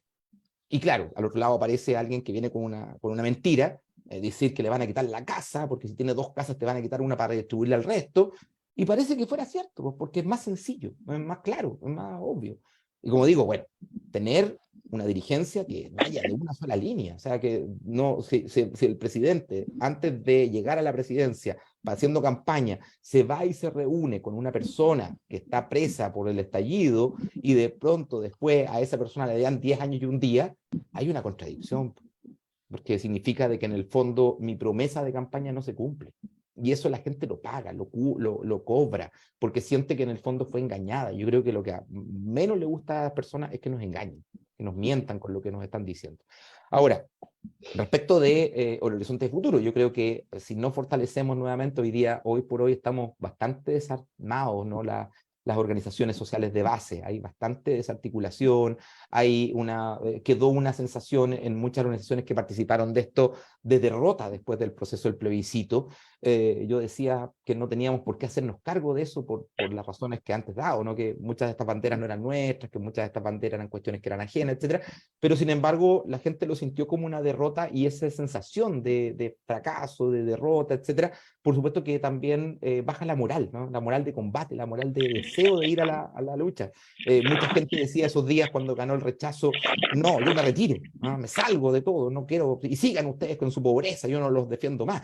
Claro, ese tipo de discurso, por supuesto que es un tipo de discurso de generación de cristal, pues, porque en el fondo sabemos de que el presidente Salvador Allende perdió 4 veces antes de llegar a ser presidente, o sea, 3 veces antes de llegar a ser presidente. O sea, es una carrera, una posta larga. Esto no es una carrera de 100 metros planos, es una carrera de 5.000 metros. Esto es una cuestión que significa construir de largo plazo, y para eso es central que dentro de cada organización, dentro de cada grupo, cada territorio, levanten las banderas, pero no las banderas respecto de cuestiones prácticas o cuestiones que nos resuelvan ahora, sino banderas de largo plazo, ¿no? Banderas que tengan un objetivo central, ¿no? Y para mí el objetivo central sigue siendo construir el socialismo. Cuando uno dice, muchos de la derecha dicen, no, que el socialismo hoy día es una palabra que para la gente no tiene ningún sentido. Cuando uno va a la gente y le empieza a explicar, mira, esto significa socialismo, tener cierto derecho garantizado, el poder, el que las decisiones las toma la sociedad y no ciertos grupos políticos específicos. Pero claro, es muy difícil explicarle eso a alguien si es que no hay empoderamiento de los organismos intermedios, de las organizaciones intermedias. Como digo, la Universidad de Santiago es un ejemplo característico. Todas las universidades casi del Estado, excepto la Universidad de Chile y hace poquito una universidad allá en el sur también que aceptó y creó su nuevo estatuto. Pero todo el resto de las universidades, 43 años, perdón, llevaban con los decretos ley que dejó establecido Pinochet para dirigir la universidad. Lo que sucede con el Día del Profesor, que esta semana se cumplió un aniversario del Día del Profesor, fue instalado por la dictadura del año 74, para reemplazar el día que se celebraba el profesor antes, que era el 11 de septiembre. Entonces, ¿se acuerdan que en la escuela normal justamente se celebraba el Día del Profesor antiguamente hasta el año 73 y que ese día el presidente Salvador Allende iba a pasar también al acto, ¿no?, de celebración cuando fue a este acto que iba a ser ahí en la Universidad de Santiago, en la Universidad Técnica, de la exposición que está ahora, Todos por la Vida, o ¿cómo se llama? Esta exposición por la vida contra el fascismo. Bueno, no hemos sido capaces de reemplazar el día, nos quedamos con el día de la dictadura, que es la que mató más profesores en la historia de Chile, que exoneró miles de profesores, que les quitó sus recursos previsionales, porque los profesores que se fueron fuera de Chile y que en el año 73 la dictadura les expropió sus recursos previsionales, ¿no? Entonces, ¿cómo es posible que sigamos celebrando el Día del Profesor en la fecha que dejó establecido la dictadura? Y son una cantidad de cuestiones que es impresionante, la cantidad de cosas que nosotros no tenemos que son resabios de la dictadura y que no hemos sido capaces de desmontar. De hecho, el gran fracaso del estallido fue no haber pedido ninguna transformación de corto plazo. Por ejemplo, el que saliera ¿cómo se llama? El tipo que era el fiscal nacional, que en ese momento estaba, que era Abbott, que era el que habían colocado ellos para limpiar a todos los políticos. No había sido el que había levantado el caso Sokimich, el que había sacado fuera el tema del caso Penta, había liberado justamente a Carlos Delano y al otro personaje que eran los dueños de Penta. O sea, en vez de sacar a una persona que sabíamos que era un corrupto, lo dejamos ahí. Dejamos ahí ¿cómo se llama? Al fiscal nacional, ¿no? Fiscal nacional, bueno, una cantidad de cargos que uno era obvio que eran tipos que estaban ahí, que estaban en contra. Por ejemplo, el que era encargado de los derechos humanos, Sergio Mico. Si Sergio Mico no hubiera estado, hubiera habido una persona mucho más activa defendiendo los derechos humanos y no tendríamos más de 10.000 personas que pusieron su demanda contra el Estado por violaciones de derechos humanos, de los cuales solamente 27 carabineros han sido acusados. Solamente 27 de 10.000 personas que dicen que fueron torturadas, maltratadas, violaciones, etcétera, en lugares que además no eran ni siquiera las comisarías, porque esto de que en algún momento se negó de que en Baquedano había un centro de tortura, se sabe de que sí había gente que había sido golpeada en la estación Baquedano, y dejamos ahí a Sergio Mico. No fuimos capaces de, teniendo en ese momento a la gente en la calle, teniendo al gobierno acorralado, ser capaz de pedir cuestiones prácticas, cuestiones pequeñas, que se fueron a lo grande, ¿no? Cambio constitucional, cuando en ese momento podríamos haber pedido, por ejemplo, que las concesiones pesqueras se acabaran, ¿no? Sí, una ley, sí, el Congreso lo podía aprobar rápidamente. Entonces, fuimos demasiado arriba, cuando es que el proceso pasaba por desmontar una serie de cuestiones que habrían sido muy prácticas y que la gente las habría sentido como propia, mira, está cambiando la cosa. Y en la medida que está cambiando, entonces habríamos tenido un fundamento para decir, esta es la Constitución. Pero cuando es que la Constitución venía de la nada, no había cambiado nada, no habían acusaciones contra Piñera, al contrario, el presidente salió diciendo que Piñera era un demócrata. ¿Qué posibilidades hay de que la gente se sienta interpelada por una propuesta de cambio? Si sienten que en el fondo es una maña de la clase política. Y eso quedó, ¿no? Quedó la imagen de que, no, esta es una cuestión que entre ellos lo resolvieron, quedó ahí. La gente empezó a alejarse de la convención, se empezó a alejar, se empezó a sentir cada vez más lejana. Y bueno, cuando es que ya llegó el gobierno, ustedes saben que el momento de derrota de la constitución anterior, hasta ese momento venían casi empatadas con una pequeña ventaja a favor del apruebo, pero cuando es que el gobierno recién salido dice que no va a tramitar el cuarto retiro del 10%, porque eso era complejo, porque el gobierno había hecho campaña con el retiro del 10%, el gobierno actual. Entonces de pronto llegas al gobierno y dices, no, ahora ya no. Entonces eso la gente no lo entiende, porque si yo hice campaña con algo, tengo que seguir con eso, tengo que ser coherente, tengo que ser consistente. Y yo creo que eso también le falta mucho a nuestra política actual, nuestra política de izquierda actual, y por eso también es que la gente en el fondo también tenía una imagen tan positiva de Jadwe. Porque Jadwe uno puede estar en desacuerdo con muchas cosas, puede ser que a alguien no le gusta alguna cosa, pero el tipo tiene una línea, ¿no? Clarito. Y lo mismo, bueno, lo que pasa con Kast, ¿no? Kast también la gente lo ve como un tipo que no le gustan sus banderas, pero dice, bueno, pero sabemos que para allá va a pasar esto, ¿no? A lo mejor no me gusta, pero va a pasar eso, porque él lo está diciendo, va a cumplir, va a echar a los migrantes, va a meter preso a los delincuentes. Y la gente se identifica con esas banderas sencillas, muy simples, y que pueden no coincidir, puede ser que la gente incluso sienta resquemor con la aplicación de violencia contra la delincuencia, pero Si yo estoy viviendo la situación de que no puedo salir a la calle, quiero que alguien me resuelva. Y eso tampoco estamos teniendo respuesta. Bueno, de hecho, no tenemos una respuesta con respecto a la seguridad. No hay una respuesta con respecto a la seguridad.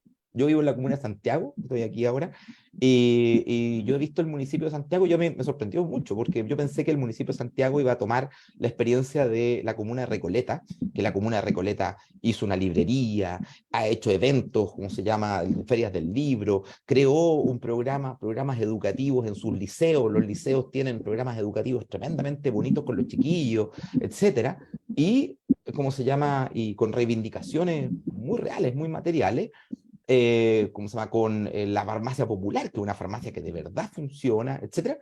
Y resulta que aquí en la comuna nos centramos mucho más en cuestiones que tienen que ver con el tema de los colegios, las identidades de género, etcétera, ¿no? Mi mamá, por ejemplo, que es también una jubilada, antiguamente en la administración anterior, la administración de la UDI, de Alessandri, ella iba al centro de adulto mayor y tenían actividades todas las semanas para el adulto mayor. En la administración actual no ha ocurrido. Y eso es una cuestión que a la gente le llega. Los adultos mayores necesitan compañía, necesitan estar con otras personas. Entonces, que les quites eso, mi mamá hasta el día de hoy lo extraña. Iba a hacer yoga, me juntaba con la señora, íbamos después de del yoga o de las actividades, íbamos a tomar té, se lo quitaron. Entonces, no hemos tenido una bandera para la gente en el sentido material, en el sentido del día a día. Hemos renunciado a ese día a día. No sé si respondo a lo que me preguntaban, compañero. Me fui por otras cosas, quizás.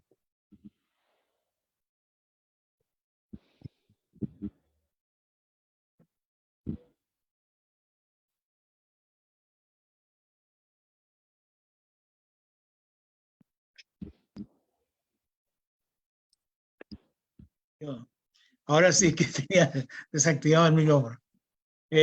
Compañeros, ¿quién más?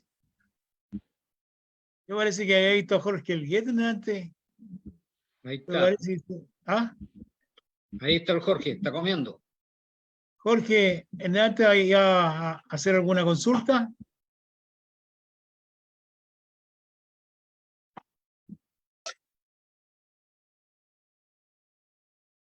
Mira, Sí, a la mano.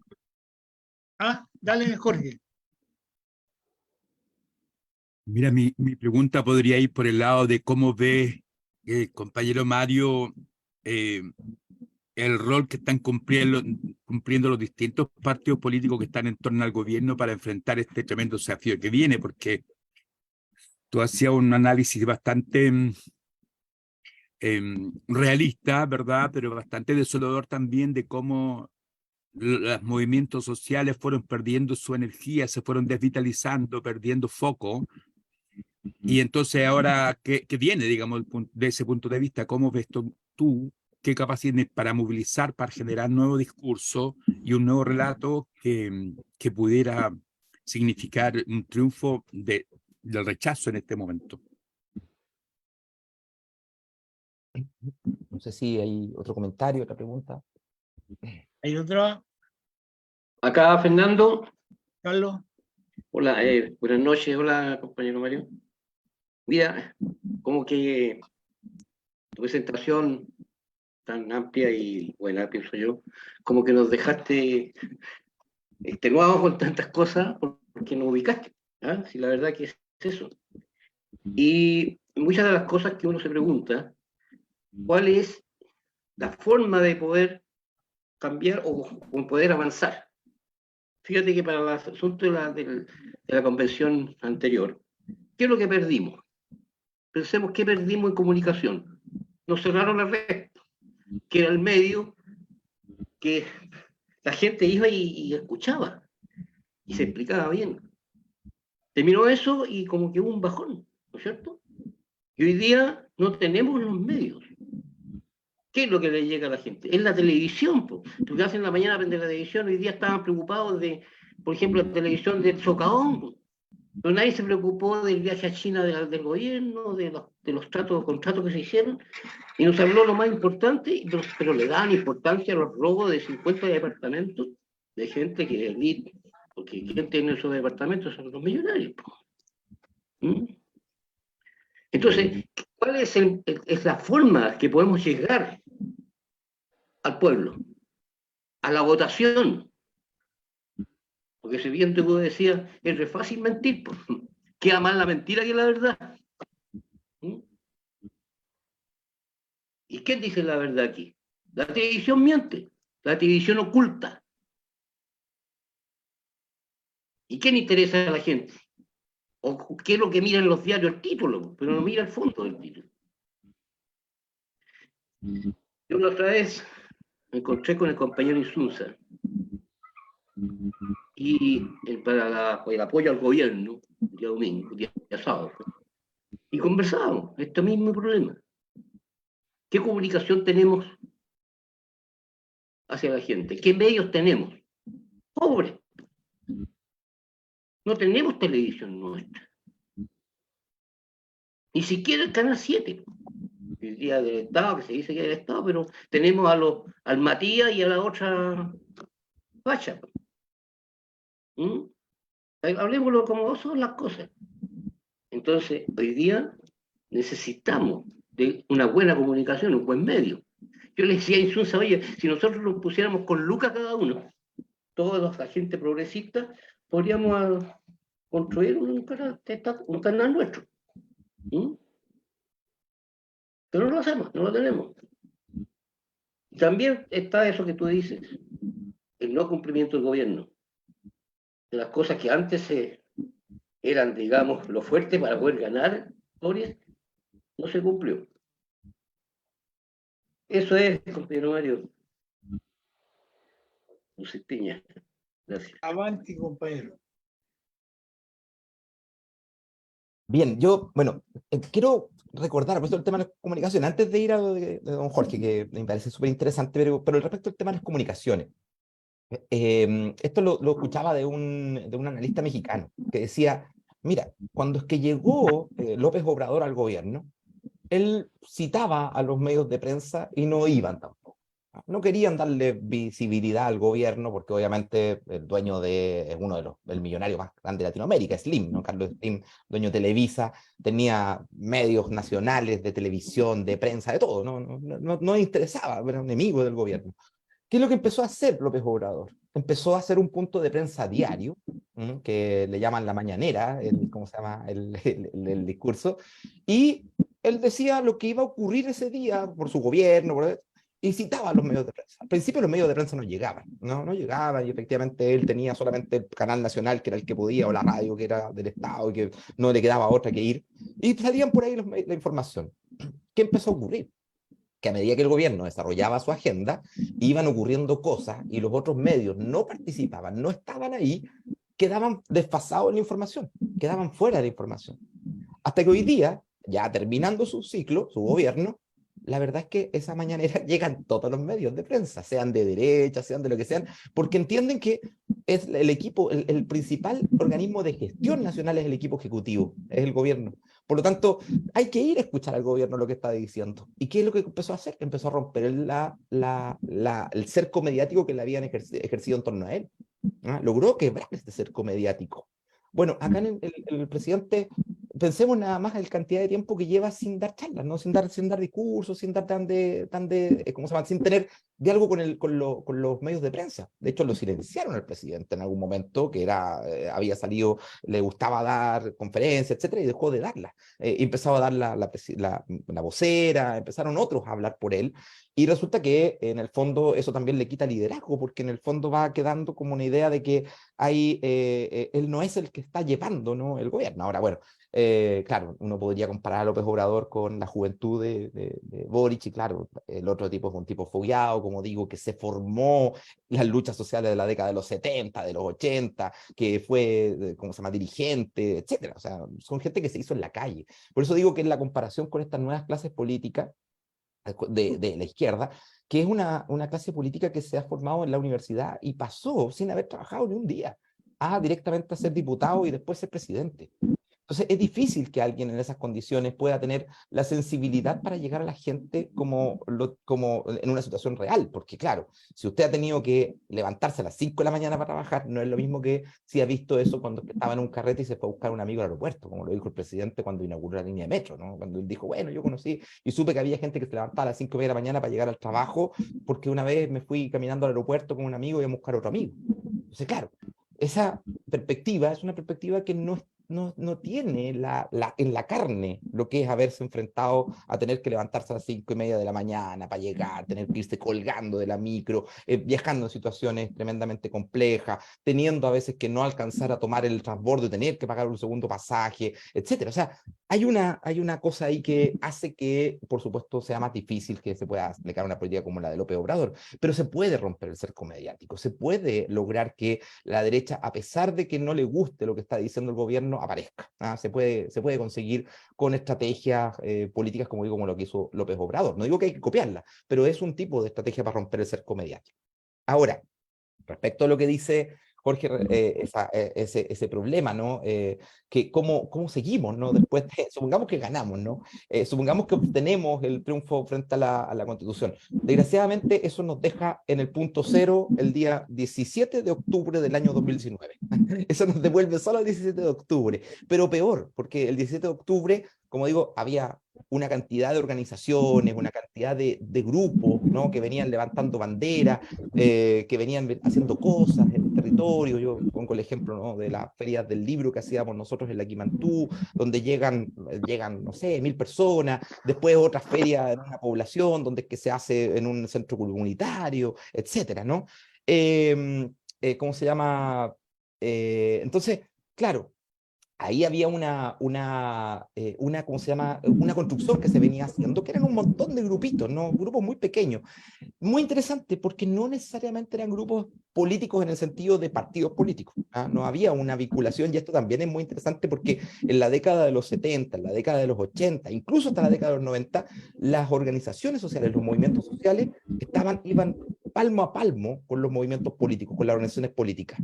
Hoy por hoy, hay algunos partidos políticos que van con las organizaciones sociales. El Partido Comunista yo creo que es más característico dentro de esto, pero hay otros partidos porque dentro de la misma izquierda que no salen de la universidad, no salen de ahí. Convergencia Social, ¿cómo se llama? El Partido Revolución Democrática, su principal fuente de nutrición de militantes viene de la Universidad Católica, que es la universidad, dentro de las universidades tradicionales, más elitista, ¿no? Dentro de todas las universidades tradicionales. Entonces, claro que hay una desconexión de ese tipo de discurso con respecto a lo que es la realidad de la gente. Entonces, hasta que no estos grupos sociales que se quedaron medio deprimidos, ¿no? Yo lo pienso, por ejemplo, en las radios comunitarias. Nosotros teníamos un programa de radio en Opech, que se llama Alerta Educativa, y en algún momento llegábamos a salir en 20 radios comunitarias, que habían radios comunitarias de la 8ª región, habían radios comunitarias en Rancagua, habían radios comunitarias en Paine.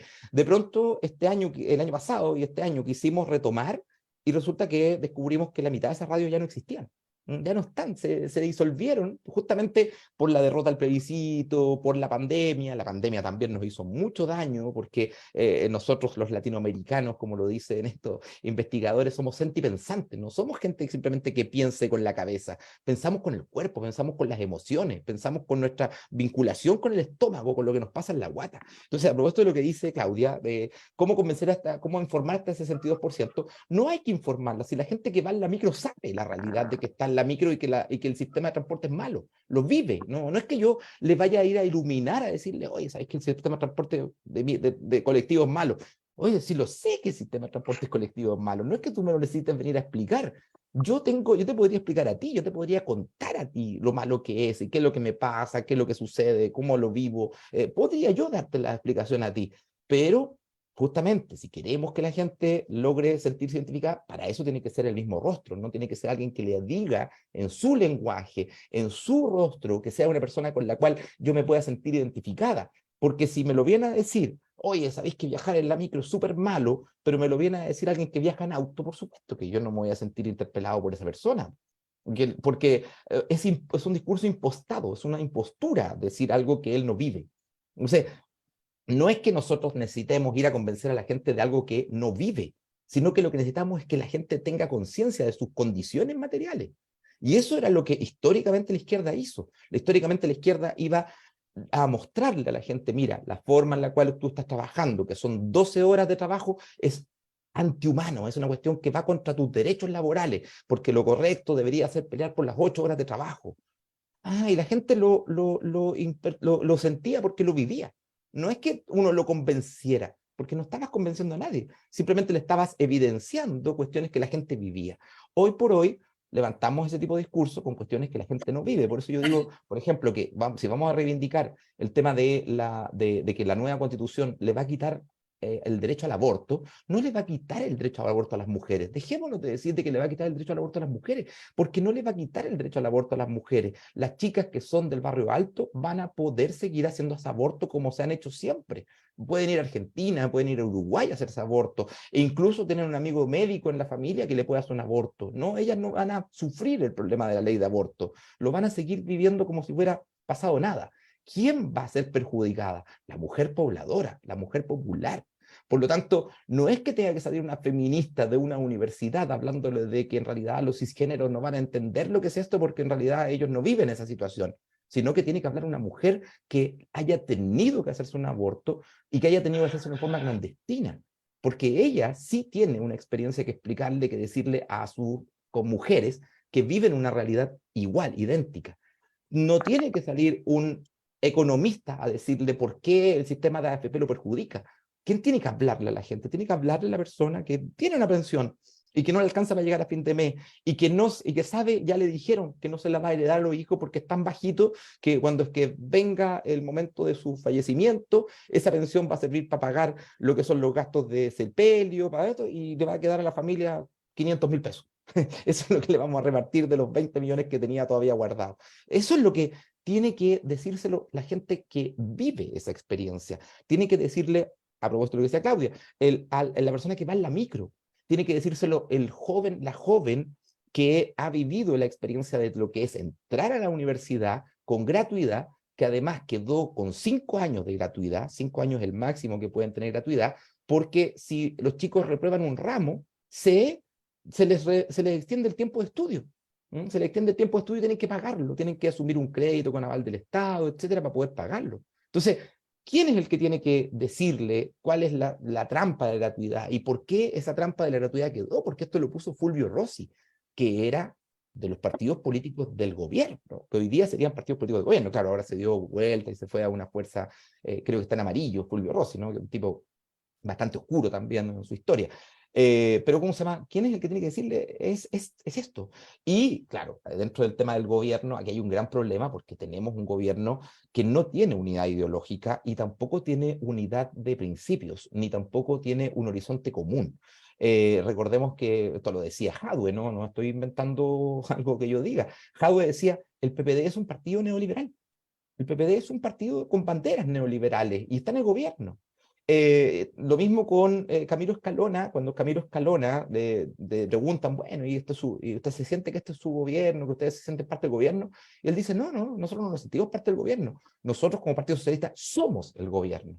Entonces, claro, cuando es que uno escucha eso, dice, pucha, si esto es el gobierno y este partido que se llama socialista, por ejemplo, tiene para poder financiarse inversiones en la bolsa, ¿cómo no va a ser contradictorio eso? ¿Cómo no va a ser contradictorio decirle a alguien, que alguien se entere, un militante de base socialista, que le digan que el partido tenía sus dineros invertidos en la bolsa para no perder riqueza, ¿no? Para no desfinanciarse? Por mucho que uno diga, ya, está bien, es un mecanismo económico, válido, etcétera, pero es que es contradictorio con lo que son las bases del propio partido, pues. No calza, no funciona. En ese sentido, yo creo que, primero, no hay unidad ideológica, como digo, en el gobierno. Segundo, adentro del gobierno hay gente que está atornillando al revés, como se decía antes, ¿no?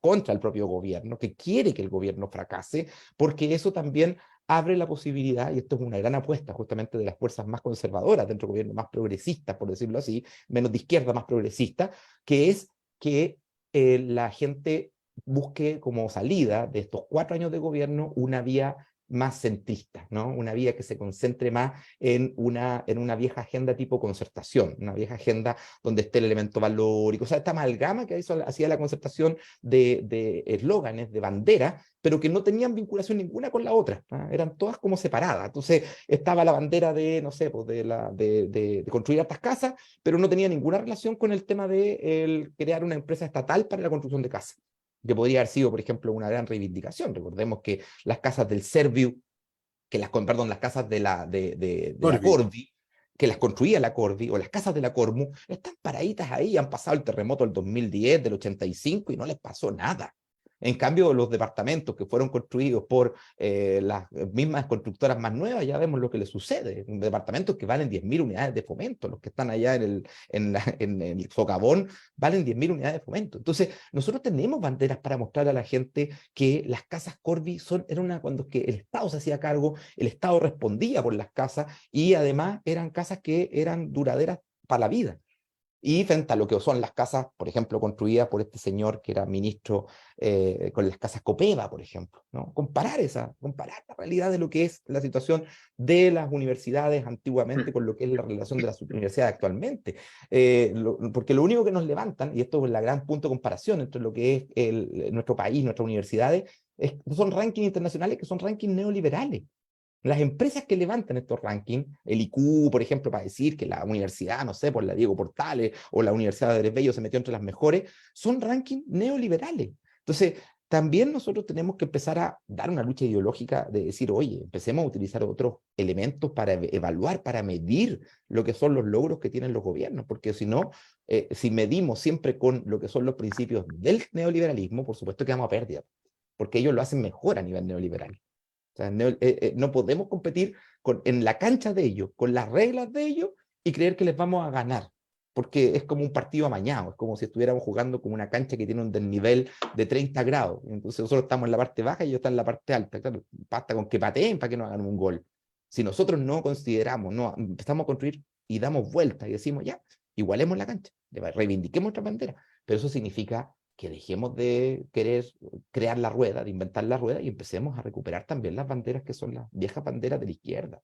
Porque hoy por hoy vemos que hay mucho, o sea, de hecho el otro día, cuando yo veía las 40 medidas de Salvador Allende, la actualidad que tienen esas 40 medidas, la actualidad que tienen, claro, hoy día no es la leche, probablemente, no es la leche para los niños, porque gracias justamente a Allende hasta el día de hoy existe la leche para los niños.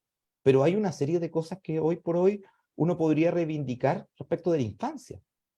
O sea, una infancia que está tremendamente abandonada, lo mismo que los adultos mayores. Son los dos grupos más abandonados de la sociedad, la infancia y el adulto mayor. Entonces podemos reivindicar banderas que tengan que ver con eso.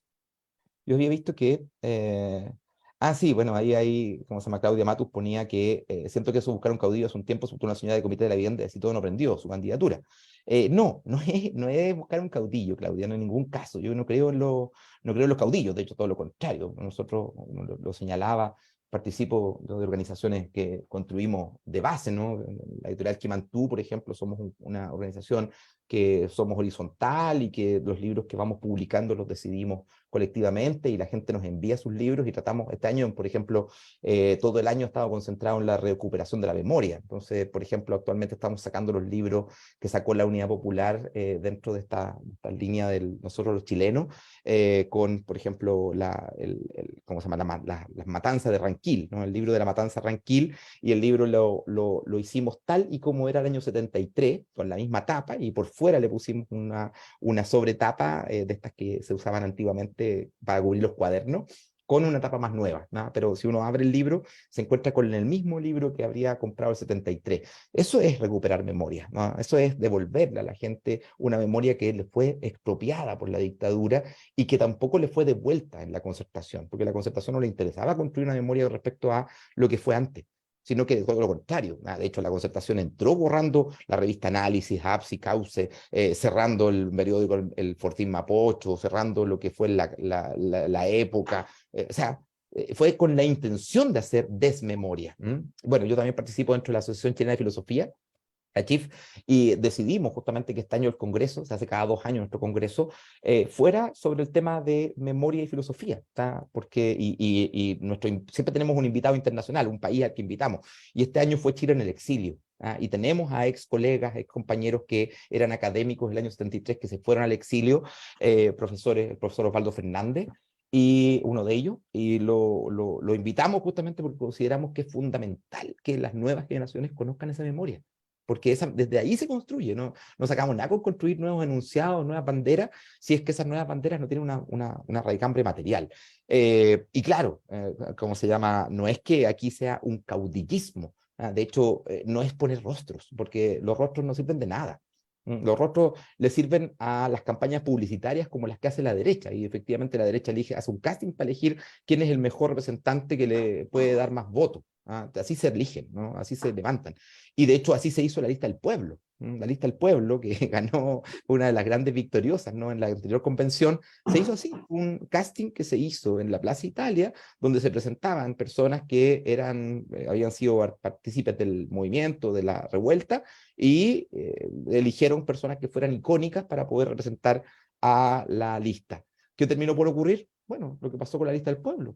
Una fragmentación total, porque no había ningún tipo de unidad ideológica. Cada uno venía a reivindicar la bandera del feminismo, el otro de las aguas, el otro de los territorios, etc. Pero cuando uno decía, bueno, ¿pero qué los une todo eso? Nada. No había unidad. No había una línea articulante. Y claro, también hay que considerar, Claudia, a propósito de eso, de que tampoco sirve el reivindicar simplemente un ícono o una figura, a pesar que venga el mundo popular, porque eso no tiene raigambre territorial, no tiene una raigambre material. Y ahí, claro, también existe la aporofobia que decía al principio, esta aversión a los pobres, el rechazo a la pobreza. Entonces, mucha gente no sabe, ¿no? ¿Cómo se llama? ¿Qué es que no se vincula con su propia clase, no se identifica con su propia clase? Pero ¿cómo se destruye eso? Bueno, con la convivencia, con el día a día. Sí, por eso digo que esto no es una cuestión fácil y no es de corto plazo. Podemos derrotar a la derecha en la próxima elección, pero eso puede significar simplemente llegar al 17 de octubre del año 2019, y con menos organización que ese día.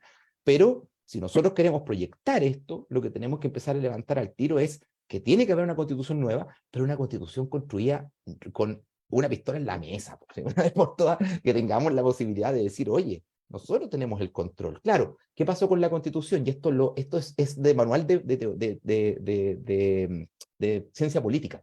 Hay un viejo eslogan, ¿no? Que incluso es de un dirigente norteamericano, que dice, si tú quieres disolver un conflicto político, crea una comisión. Así se acaba. Porque en cuanto lo retiraste a la comisión se va a poner a discutir, se va a demorar un montón de tiempo en tomar una decisión, en sacar un documento, etcétera, para cuando aparezca la respuesta, la solución, ya van a haber pasado 6 meses, un año, y ya nadie se va a acordar de lo que estaban discutiendo y por qué llegamos a esta situación. Eso pasó con la convención. Cuando la convención terminó por construir la constitución, la gente ya sentía de que el 2019 la empezaba a molestar, porque además el peso constante de los medios de comunicación diciendo que la constitución, que la convención era mala, que los problemas no eran tan reales, reivindicando el 10%. Yo creo que la mejor estrategia de campaña de la propia derecha fue el 10%, la entrega del 10%. ¿Por qué? Porque hasta el día anterior, al 10%, la gente sentía que la plata que estaba en la AFP no era de él, no era de ellos. No, nunca lo iba a ver a lo más mi pensión de 80 luquitas cuando que terminara y me jubilara. Eso es lo más que podía llegar a ver de mi pensión, de mi plata. Pero de pronto apareció esta idea del 10% y gente que era mayor recibió 4 millones de pesos, 5 millones de pesos. Entonces uno dice, tengo mi plata ahí. Entonces yo no quiero que me la venga a quitar el Estado aunque me vaya a dar una mejor pensión, porque es mi plata y me puede salvar en una circunstancia de crisis. Entonces reivindicaron las AFP, que se volvieron a reinstalar. Entonces, muchas veces uno construye políticas para salir del paso, para enfrentar una situación específica, particular, y no se da cuenta que eso puede ser una zancadilla a largo plazo. Puede terminar dándole un triunfo justamente a la élite, al grupo que está reivindicando lo contrario. La gratuidad también es un ejemplo de eso. porque en vez de haber peleado por el financiamiento basal a las universidades, que las universidades quedarán con un financiamiento del 50% aportado por el Estado, las universidades del Estado, y que nadie pagara, ¿no? No es que esto fuera para el chico que recibió, la chica que recibió el sistema de gratuidad, sino que para todos los estudiantes que entraban. Muchos dicen, pero es que van a entrar los estudiantes de colegios particulares pagados. Sí, eso es lo que ocurre hoy día. Por ejemplo, en la Universidad Católica en un momento era el 70% de estudiantes de colegios particulares pagados, que entraban a la Universidad Católica. En la Universidad de Chile andan en el orden del 50%, y el colegio particular pagado son el 7% de la matrícula. O sea, el 7% entra el 50% a la Universidad de Chile. O sea, 7 veces más que el porcentaje real. Bueno, ¿cómo se resuelve eso? Con la gratuidad y preferencia a la gente que venga de los colegios municipales, con lo cual se hace una alianza, un entronque con los colegios municipales. Nosotros no hemos podido cambiar el financiamiento de los colegios municipales. Todavía hoy nosotros criticamos que va a salir en Argentina Milei, pero resulta que Milei quiere implementar el sistema de financiamiento que tenemos nosotros para los colegios. Los colegios se financian por la asistencia de los estudiantes. Entonces, si el colegio tiene 40 estudiantes por curso, recibe la subvención completa, y si los chicos las chicas asisten todos los días a clase. O sea, si van todos los días, recibe el 100%. Pero cada vez que va faltando uno de ellos a una clase, le va bajando el monto de subvención que recibe. ¿Qué significa esto? Que los colegios municipales reciben menos subvención con los colegios particulares subvencionados, porque los colegios municipales reciben a las clases más bajas. En cambio, los particulares subvencionados se podían dar el lujo de elegir, de seleccionar a sus estudiantes. Entonces, ¿qué ocurría? Como tenían más capital cultural, como tenían mejores condiciones sociales, esos niños se enferman menos en el invierno, se resfrían menos porque tienen mejor calefacción, están menos hacinados que los niños populares. Entonces, también le quitamos recursos a los liceos públicos. Y no hemos sido capaces de cambiar el sistema de financiamiento de los liceos, de los colegios, de la enseñanza básica y media. Llevamos 43 años desde que llegó la democracia, no, 33 años desde que llegó la democracia, y todavía no podemos cambiar el sistema de financiamiento de los liceos, de las escuelas, que es la base del sistema educativo. Entonces, ¿hay banderas para reivindicar? Claro que hay banderas para reivindicar. El sistema de financiamiento para la educación pública, por ejemplo. Hablo del sistema educativo. El tema de el otro día estaba con un ex senador, ¿no? ¿Cómo se llama? Viera Gallo, y en un momento debatiendo sobre los libros. Y nosotros, una vieja bandera que tenemos es que se le quita el IVA al libro. Y Viera Gallo, ex, como digo, senador de la izquierda, decía, no se puede quitar el IVA a los libros, porque ¿por qué quitárselo el libro y no al pan? ¿Por qué quitárselo el libro y no a la harina? Era un argumento absolutamente, pero absolutamente sofístico, porque no es verdad que el libro tenga que ver con la harina, que también tiene sus sistemas de control de precios distintos, diferenciados a lo que es el libro. Pero en el caso del libro es fundamental que se eliminara ¿cómo se llama? El 20%. Sería fundamental, sería central, porque permitiría que hubiera más acceso a la cultura. Que hoy día, en la época de los 70, ¿no? El teatro iba a las poblaciones. Y habían obras de teatro y los actores de teatro iban y montaban obras en conjunto con los pobladores. Hoy día el mundo de la cultura es un mundo muy ajeno a la gente. Entonces, ¿tenemos banderas para reivindicar? Claro que tenemos banderas para reivindicar y son de largo plazo. Pelear por el sistema de educación pública hoy es una bandera completamente de izquierda. No lo va a hacer ni los progresistas ni la derecha. No están en esa bandera. Reivindicar la defensa de el sistema de previsión, ¿cómo se llama? Es una bandera directamente popular, ¿sí? Va directamente dirigido al mundo popular, al beneficio del mundo popular, pero que hoy por hoy no representa un interés de clase porque no hay conciencia de clase, y eso es muy clarito, ¿no? La única clase en este país que hoy día tiene conciencia de sí misma, de clase social de sí misma, es la burguesía. La burguesía sí se siente superior, ¿ah? Y tienen terminología para referirse a sí mismo, ¿ah? Palabras propias, y GCU, por ejemplo, lo usan, es un GCU, como nosotros. Entonces, ahí está la conciencia de clase de la élite, ¿no? Tiene mucha claridad de sí misma. El resto de las clases sociales nos creemos clase media, cuando la verdad es que cualquiera de nosotros, si deja de trabajar, si queda cesante, a los 3 meses está en la pobreza, porque estamos con deuda. Entonces, tenemos plata para pagar un poquito de las deudas. pero ¿y a los 3 meses? ¿Cómo se cubre? ¿Cómo se bicicletea? Y la gente, hoy día hablaba con un amigo, me decía, mira, el hermano de mi señora tiene mucho temor porque están cerrando empresas constructoras y él tiene 60 años. Entonces, si lo llegan a despedir, ¿dónde consigue trabajo con 60 años? Eso es muy Bien. material. Parece que se nos va a acabar el tiempo con el Zoom. Bien, profe. No, Fernando. ¿Ah? Fernando, una No. última. No puedo. No, no Ya, hay tiempo. dale. Pero Bueno, sigo insistiendo que el mate sigue siendo amargo. ¿Ya? Yo creo que en este país las luchas sociales tienen más de 100 y tantos años y nunca han sido gratis. Pero hasta el gobierno de la Unidad Popular había una línea en la cual los organismos sociales estaban con una clara conciencia política que la dictadura nos mató. La dictadura nos mató a toda una clase social emergente. Tú sabes perfectamente que el promedio de edad de todos nuestros detenidos desaparecidos nos sobrepasa los 45 años, donde habían intelectuales que venían del mundo obrero, que había gente, estudiante, que también entraban de la universidad a tareas políticas. Eso no tiene nada de malo cuando los estudiantes van con un carácter social de lucha reivindicativa por nuestros derechos.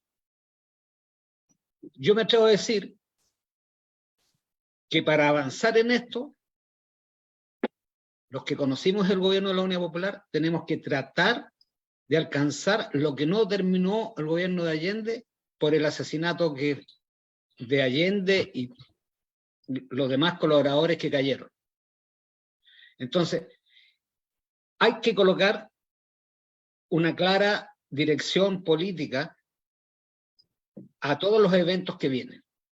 Esto no puede ser transversal, no puede ser una asamblea, porque se parece a las asambleas radicales, donde se discute toda la cuestión y después termina la reunión y nos vamos a un cafecito, a un choco, a un completo. Entonces, a mí me da la impresión, puede que sea muy antiguo el eslogan, pero hay que empezar a concretar el programa de la Unidad Popular que tú mismo mencionabas. Hay muchas cosas que en esa época siguen plenamente vigentes. Eso. Gracias. Fernando, adelante.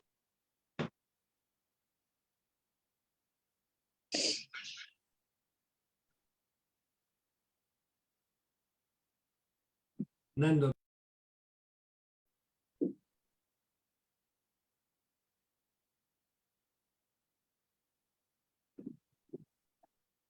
Se le acabó el Zoom. ya. Profe, ¿algo que agregar? No, muchas gracias. Solamente agradecerle el tema de la invitación a poder dialogar, compartir, y bueno, dejarlos invitados, como le digo, a la editorial Quimantú. No me acuerdo en este momento, queda cerca del metro Ñuble, pero no me acuerdo exactamente el lugar donde está donde tenemos la bodega de libros, y ahí pueden ir a ver todo lo que se ha publicado. Como digo, este año estamos sacando mucho material que tiene que ver con la memoria, con la recuperación de memoria. Así que las IDES a través del compañero que me contactó, puedo dejarles la dirección exacta para que si alguien quiere ir para allá.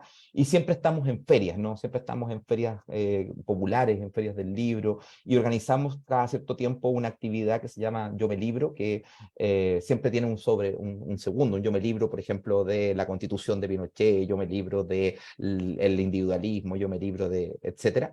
Y bueno, estamos organizando uno justamente con respecto al año 70 y a este año, los 50 años, que nosotros no hablamos de 50 años, hablamos de 1000 días de lucha, de construcción, de creación, y 50 años de resistencia, ¿no? O sea, no olvidamos de que no estamos reivindicando los 50 años, estamos reivindicando nuestros 53 años, porque no fue un golpe de Estado simplemente contra un par de loquitos, ¿no?, que estaban ahí. Fue un intento de destruir nuestra historia, ¿no? Un intento de borrar nuestra historia. Por eso la dictadura tenía que atacar la moneda, por eso tenía que borrar, quemar los libros, exiliar a la gente, etc. Ese es lo característico, es tratar de borrar la memoria. Por eso es que la resistencia es la memoria. La memoria es lo que nos constituye, lo que nos hace ser, y yo creo que eso es lo que coincidimos completamente. Yo creo que el programa de la Unidad Popular hay que volver a mirarlo. Los invito también a ir a la exposición que está en el subterráneo del Centro Cultural de la Moneda, que es una exposición en este momento del diseño de la Unidad Popular, donde uno puede ver los discos, los libros de la editorial Quimantú, el auto, ¿no?, ¿cómo se llama?, el televisor Antú, toda esta creación de la Unidad Popular que uno se da cuenta que estábamos muy avanzados, pero muy avanzados. Puede estar dentro de la oficina del 5 de esta institución que estaba creando, que era un anticipo del Internet de hoy día, y pueden sentarse ahí justamente en los asientos, pueden sentir lo que era la experiencia. Yo creo que es bonito darnos cuenta de que en algún momento éramos vanguardia, ¿no? Éramos vanguardia, no en el sentido de la vanguardia de los 70, que iba más adelantada, sino que éramos vanguardia en el sentido de que íbamos juntos a un pueblo que avanzaba hacia el futuro. Hoy por hoy, la derecha nos ha capturado a ese pueblo con eslóganes, con mentiras, con mecanismos de captura, como son justamente la droga, como son el meter a la gente en la droga que es la televisión, el meter a la gente en una situación de angustia con respecto a su vida, que lo único que quiere es llegar a su casa a olvidarse, ¿no? Entonces, eso es lo que en alguna medida se puede recuperar, ¿no? Y yo creo que es fundamental lo que ustedes hacen, ¿no? Creo que es central, porque ustedes son los que tienen el conocimiento histórico de cómo se hizo antes. Nosotros no lo tenemos. Nos tocó vivir la otra época. Bueno, Bien. agradecerle al profesor Mario Sobalzo su tiempo, su disposición, quien ha sido muy bien recibida por nuestros compañeros y seguramente va a ser bien recibida a través de nuestras redes sociales. Y agradecerle a los compañeros que hoy día estuvieron acá en esta platea, tratando de también conversar con el profesor, intercambiando opiniones. Así que agradecerle a todos y que tengan buenas noches, compañeros, ¿ah? Y nos vemos seguramente la próxima semana. Vamos a tratar de ocupar los jueves para hacer estos conversatorios y vamos a ver a quién invitamos la próxima semana. Así que, good night, compañeros. Muchas gracias. Chao, Muchas Mario, gracias a gracias. todos. Saludos, Juanín. Gracias. Chao. Gracias, Mario. Mario, muchas gracias. Chao, muchas gracias. Muy buena Chao, la Fernando. exposición. Chao, Carlito. Chao, chicos, que estén muy bien, que Chao, descansen. chao. El martes tenemos una actividad muy bonita, se las vamos a informar, ¿eh? Así que, un abrazo a todos. Nos vemos. Chao, chao. Aló.